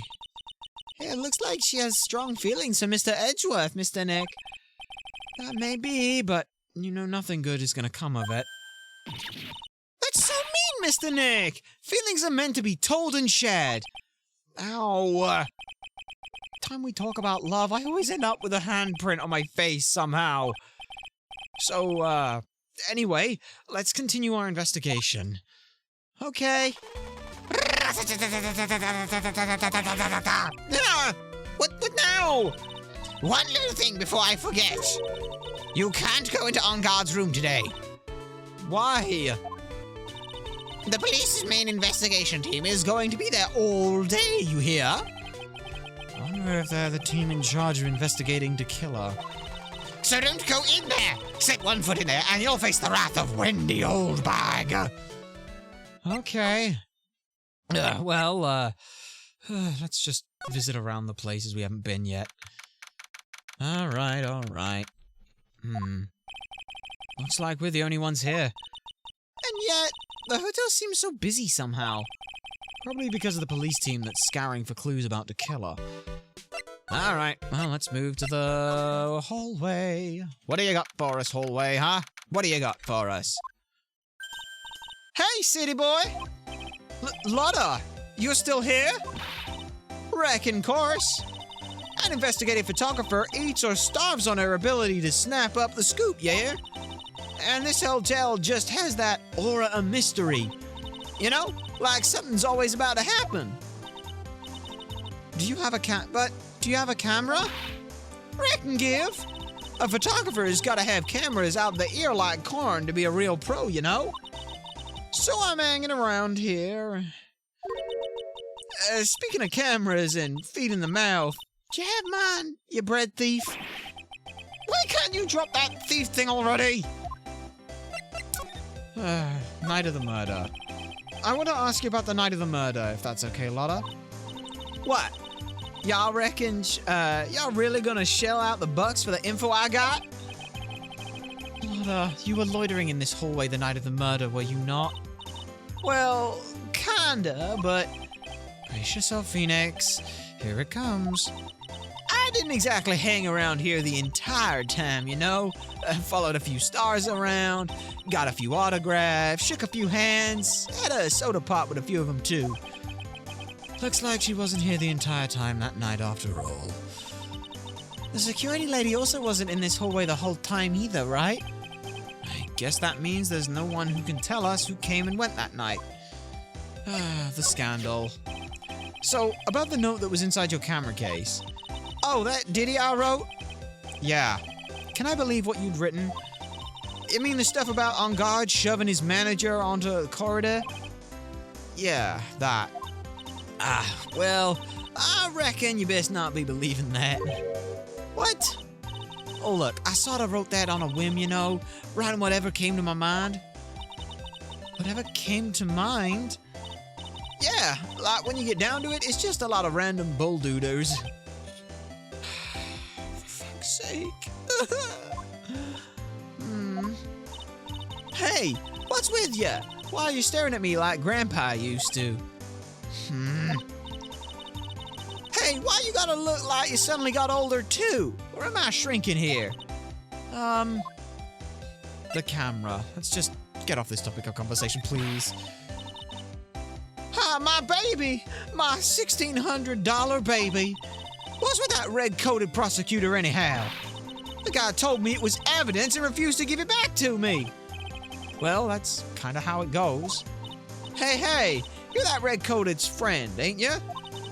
So put in a few good words for me and get my camera back, would ya? You want me to do what?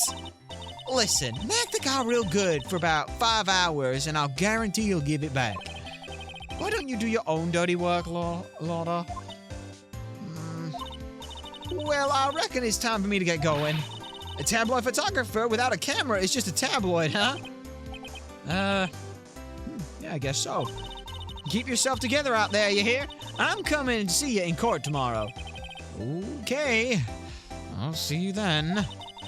And you too there, Lillian. Keep up the good work, okay? All right. Don't be picky about your food now.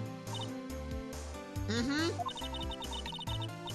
And make sure you do all your homework, you hear? Okay. And if you happen to find yourself a camera, make sure you bring it right to me. Would you just please leave already? All right. Well, that's Lotta dealt with. A lot of fun that was. And now we've just got the, we just got this to look at then, huh? What? What the fuck is going on in here? Mr. Nick! What is that otherworldly, ghastly moaning?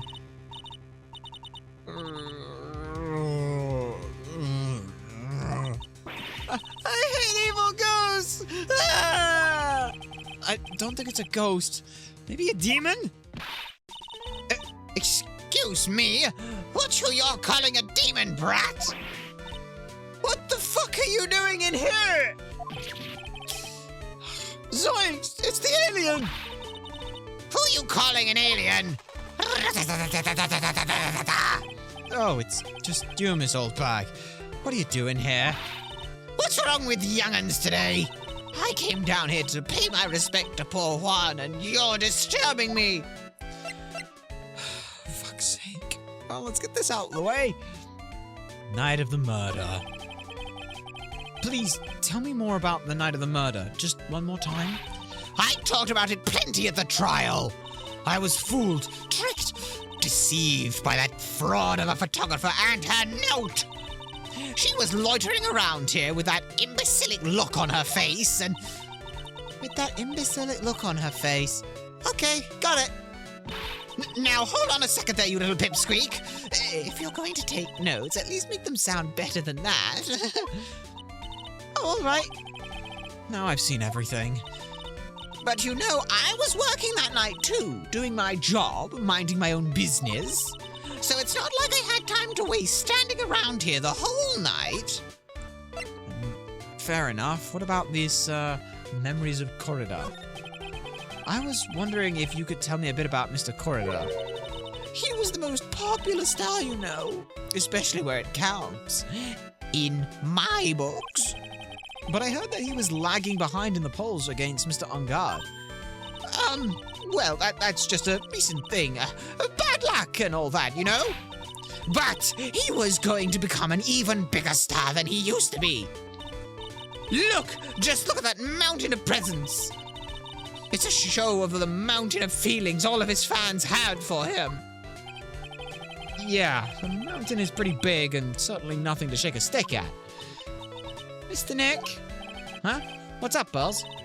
The presents. They're all bears, right? Yeah, she's got a point. There isn't a single thing here that isn't a bear. What about the presents? Oh, look, Mr. Corridor's presents from his fans seem to be... bears. Oh, that's because you can't think of one without thinking about bears. Bears? Why bears? You don't know? When my dear Juan was training, he fought barehanded with a bear. He refused to give in and let the bear win, but after the fight, they became friends. Wow, what a heartwarming story. Look, it's just like in those young people's dramas. I can see those two tuck it out, down by a river going, you sure can fight. You too, Bob. You too. Did that really happen? It's in his biography, bub. What a load of crock. So ever since then, his fans have been giving him bears as presents. Yeah, nice. Bears, okay, yeah, bears. Yeah, no, that's fine. Holy shit. I'm Uncle Bear, and I say it's barely 8 o'clock. But what does that infernal racket? It's one of the presents going off. Sound like it's already past 8 p.m. Way past your bedtime. Ugh. kind of startled me. I thought I was gonna die for a second there. 8 p.m.? That's the time when the award ceremony ended that night, remember? Time sure flies. Hard to believe it's been 2 days since the ceremony. Yep, that's what we were thinking. Uh-oh. The transceiver! Hello! Hello! Yes, we're here! This is not a phone. Maya! How is Maya? You haven't heard her, have you? It seems you are not able to fulfill your end of the bargain, Mr. Attorney. I've heard the news, so it would seem my present did you no good.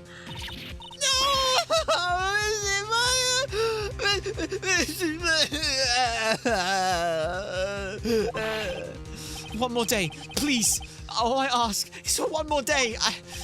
I'll get a non-guilty verdict for sure this time. Please, just... I suppose if I must. I need that acquittal more than anything else, after all. Please let Maya say something. I want to hear that she's all right. All right, then a little... What is with the static all of a sudden? Hello? Hello? It seems this bad to get so Damn it! Did the transceiver just suddenly break? Excuse me. Shit. What happened? I don't know. All of a sudden it became nothing but static. Missy Maya! Why did the transceiver suddenly break like that? I should probably have an electronics expert look at it. The sooner the better. Okay, do I have an electronic expert I fucking know about? I don't fucking know any electronic experts. Who the fuck do I know that's an electronics expert? God. Fuck. Who the fuck do I know? Someone in criminal affairs, maybe. Anyone here? Maybe this'll help. Please? Wow. Everybody looks really busy with something or another. They're probably straightening the evidence for tomorrow's trial. Hey, hurry up with that, will ya? Pass the victims list around. You've got to be kidding. There's over 100 people on here. Mr. Nick, is Mr. On-Guard really that bad of a criminal? Actually, Pearls, never mind. It sounds like they're working on a different case. Yeah. Okay, well, nothing here then. Detention center. Nothing here then. Fuck it. Hey, Gumshoe, fuck nuggets. You know anything about this? Hey, welcome back, pal. I thought I'd make you a little something for dinner. Well, that's nice. Thanks. A rich man's luxurious full-course meal. Out of a can, that is. I'm sorry you went through all the trouble to cook, but I don't have time to eat right now. Oops. Looks like you don't have a can opener, pal. You've got to be kidding. And here I thought he had already whipped something up. Oh, I know. There's one way I know how to be helpful. Ask me about anything you want, pal. Go ahead. Well, since he's here and offering, what should I try asking him about? All of that stuff. Why don't I go ahead and present to you the... Hey, this. The transceiver, huh? Oh, Mr. Nick! You should ask Mr. Scruffy Detective about that thing. What thing? Oh, yeah, this thing just went up and broke all of a sudden. It broke, pal? When I was talking to the kidnapper, it just suddenly broke into static. Look, it sounded like this. Huh? Wait, so it's not broken now? I don't hear any static, pal. Huh? Maybe it fixed itself? That's strange. I'm sure it was making a loud static noise. Maybe, Maybe what? Maybe it was electromagnetic interference, pal. Electromagnetic interference? Maybe it was. So what is electromagnetic interference? Well, it's something that happens when a radio wave gets mixed up with another signal, pal. Oh, well, when you put it like that, I don't understand what you're talking about. Like, for example, when a cell phone goes off next to a computer screen, the stuff on the screen gets kind of fuzzy and starts acting funny, right? Huh? What is a computer? It's like when you use the dryer next to the TV and the TV screen starts looking weird. Oh, yes, the TV does that.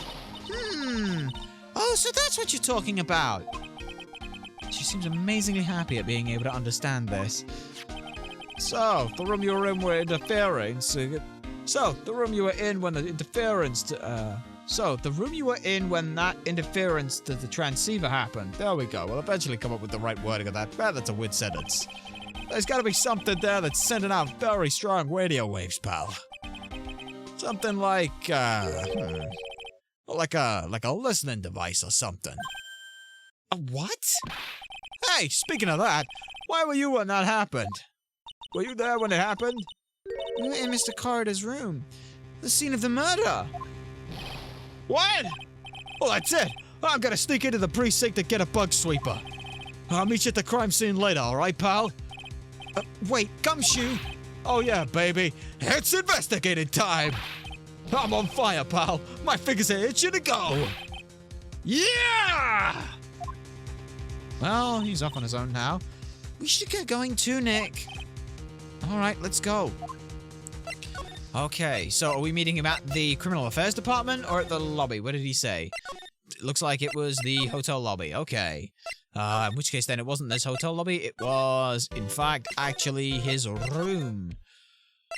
Alright, let's have a look at the room then. Right, what do you got for us? Hey, you're finally here, pal. Sorry to keep you waiting. Do you have the, bug sweeper? Iris, don't have my headset on, but hi, I hope you're doing well. Gonna lurk? That's totally fine, Iris. Salutations. A pleasure to see you here. Hi.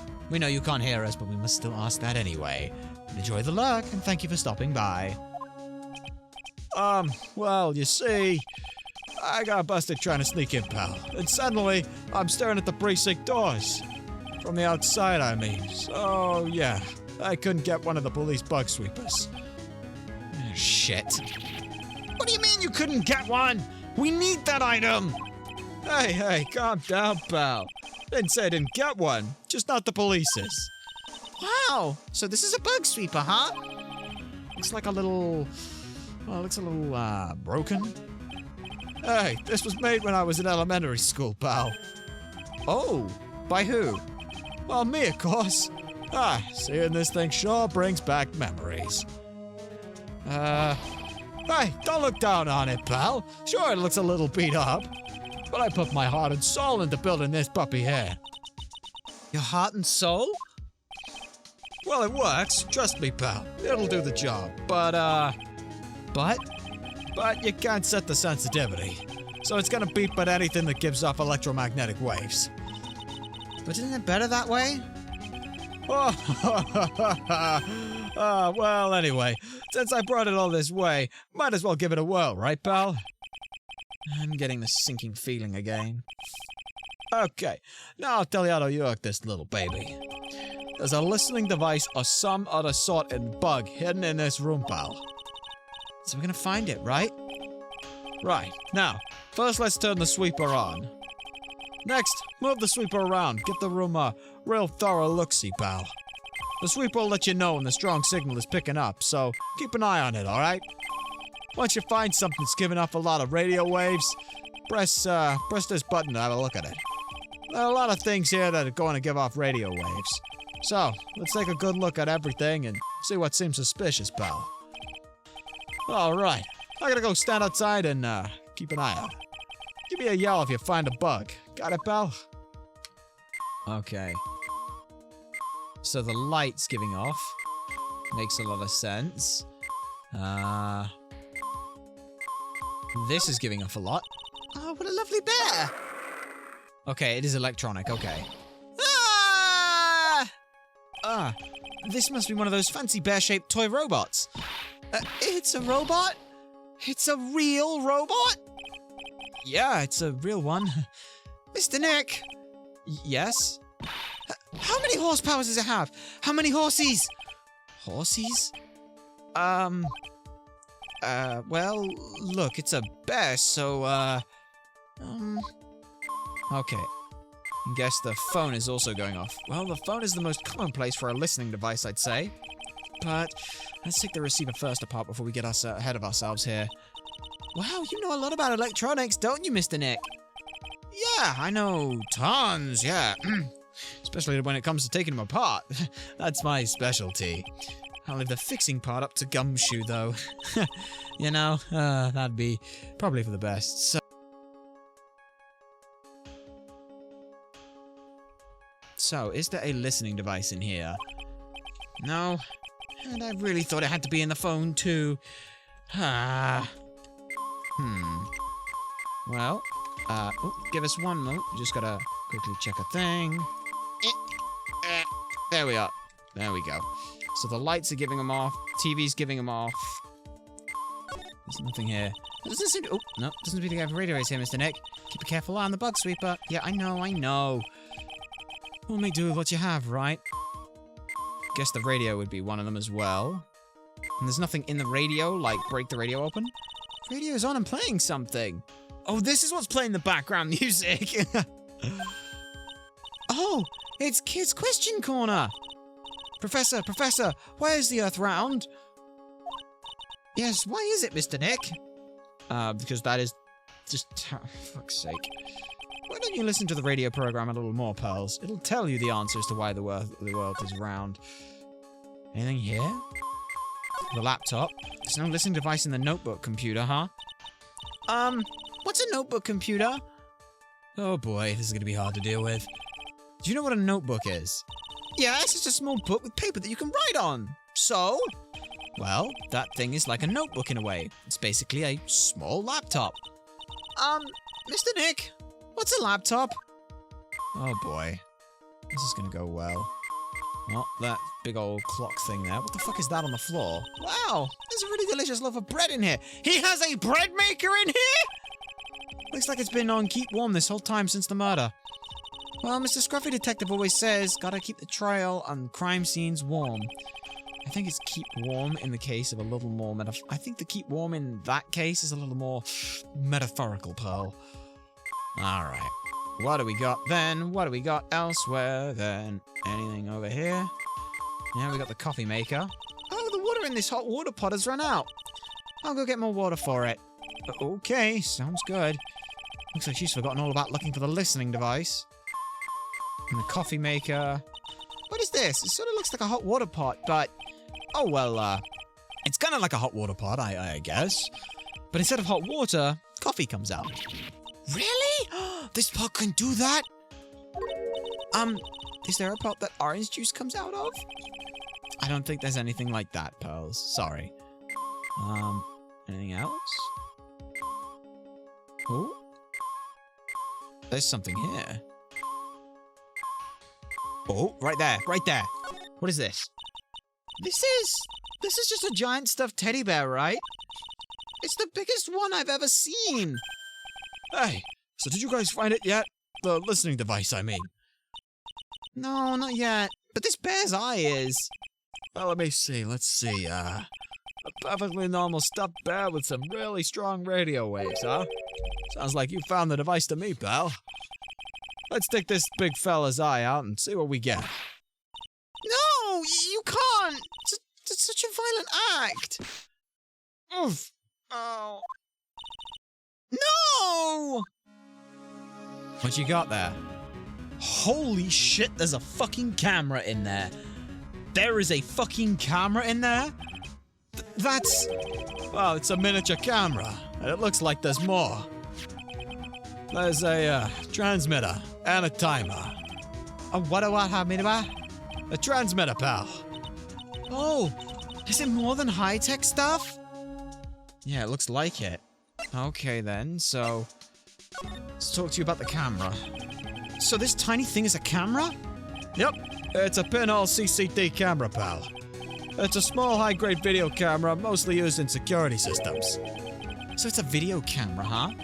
Yeah, it runs on a battery which comes in with a set. But there's no videotape in this camera.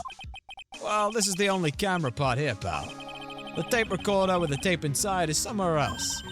Somewhere else? Wait, Matt! Matt, did you fucking film the whole thing? Why would you film the whole thing? What the fuck? That doesn't make... What? The footage was changed into radio waves and then it's sent to that recorder. So, it's sort of like a TV broadcast, isn't it? Hey, you know, you're right. Alright. We said for 8 p.m. for 1 hour was running at the time of the murder. How the fuck did they figure that out? Transmitter. So, what is a transmitter? Well, it's this little device that sends the footage the camera took to a specific location. It's like a video version of the listening device, pal. Looks like it's attached to a small clock-like thing. Oh, well that's a timer, pal. You know, you could set it to turn on the camera and record at a certain time with it, you know? You can set it for a certain time? Yeah, let's see, looks like it was set to, about 8 p.m. and go for 1 hour. 8 p.m.? That was the time the award ceremony ended. Oh, there's no date set, so it's been recording every night, I guess. Mr. Detective, how long has this bear been here? I'm pretty sure it's been here since the night of the murder. Then maybe... Maybe this camera caught the murderer on tape. What? And if you think about the angle the bear is at, it's bound to have a clear shot of the whole crime, pal. Interesting. And the stuffed bear itself? So there was a camera in this bear's eye? It was disguised as a present. And I'm sure it was here on the night of the murder, pal. It was a pretty big, so it stands out pretty well in my mind. But who gave Mr. Corridor this present? I, don't know, pal. But this means that someone out there got a video of what happened here that night. Isn't there any way we can find out who that person is? It's impossible, pal. Radio waves can be sent almost anywhere, so there's no real way to find out. Oh. Is there really no way to find out? Well, we'll take that into the record, Bear, though. I got it! What? Hey, pal, let me borrow this mini camera for a bit. And what are you gonna do with it? I'm gonna go around the electronics shop and see if I can find out who bought this. But that's impossible. I mean, it's already 9 p.m. and... Well, leave it to me. Even if they search all night, I'll find your man, pal. Well, okay, Gumshoe. You are welcome to have it. Oh, yeah, baby. It's investigated time. I'm on fire, pal. My fingers are still itching to go. Yeehaw! Well, off he goes. He's gone. Yeah. Bye, Mr. Scruff, but Mr. Scruffy Detective sure is a nice man. He's pushing himself so hard, all for Mystic Maya's sake. It is a mystery. It's a mystery how you always manage to do things in the most inefficient ways, right? You'll have to excuse me. I heard your conversation just now. Edgeworth? What are you doing here? A rescue team has been created and deployed. Can't say I'm optimistic, but we have to move forward one step at a time. I see. Thanks. Don't thank me yet. You still have to find her. So there was a spy camera hidden inside this stuffed animal, huh? You're one lucky man, right? Do you know the stuffed bear's little, do you know the stuffed bear, little girl? I've no idea. Of course not. What is it then? The maker of this bear is a very expensive luxury brand from overseas. It's completely handmade and only a small number of these are exported here. Right, so the camera and transmitter that Scatterbrain Detective took with him are dead ends. Things like those can be bought anywhere. However, this bear itself is different. By tracking how it got into this country, this bear can tell us who the buyer is. Can you really do that, Mr. Nick? Can he really? Well, I guess so. It's 9 p.m. I think I can still make it in time. I'll be taking this for now. Just picks it up and leaves out of the room, carrying it over his shoulder. I'm sure you have other things you have to do, Nick. Stuffed bear snatched up by Edgeworth. He's just holding it, like, across the back of his shoulders. See you soon, Wright. Oh, fuck. Maybe I should have got the other stuff. Maybe I should have... Oh, fuck, I gotta get the door. He's there, sort of turning it sideways, trying to shuffle on. Come on. Oh, no, shit. Then he sort of leans it in and ends up tipping over. Fuck. Other detectives, help! But, wait! Oh, fucking hell! What? Why are you doing this? I'm putting the bear down. Oh, fuck. Oh, that shit's heavy. I have no interest in explaining myself to someone who cannot comprehend. But besides that, Wright, until court reconvenes tomorrow, you should concern yourself with this question. Who was the person that murdered Juan Corrida? The real killer, huh? Do you really still think that it was Adrian Andrews? To be honest, I don't know anymore. You still have a little time left. Find the truth, Wright. Everything begins with the truth. Alright then. Juan Corrida's real killer. Miss Andrews' past? The kidnapper whose sole condition is an acquittal for Mr. On Guard?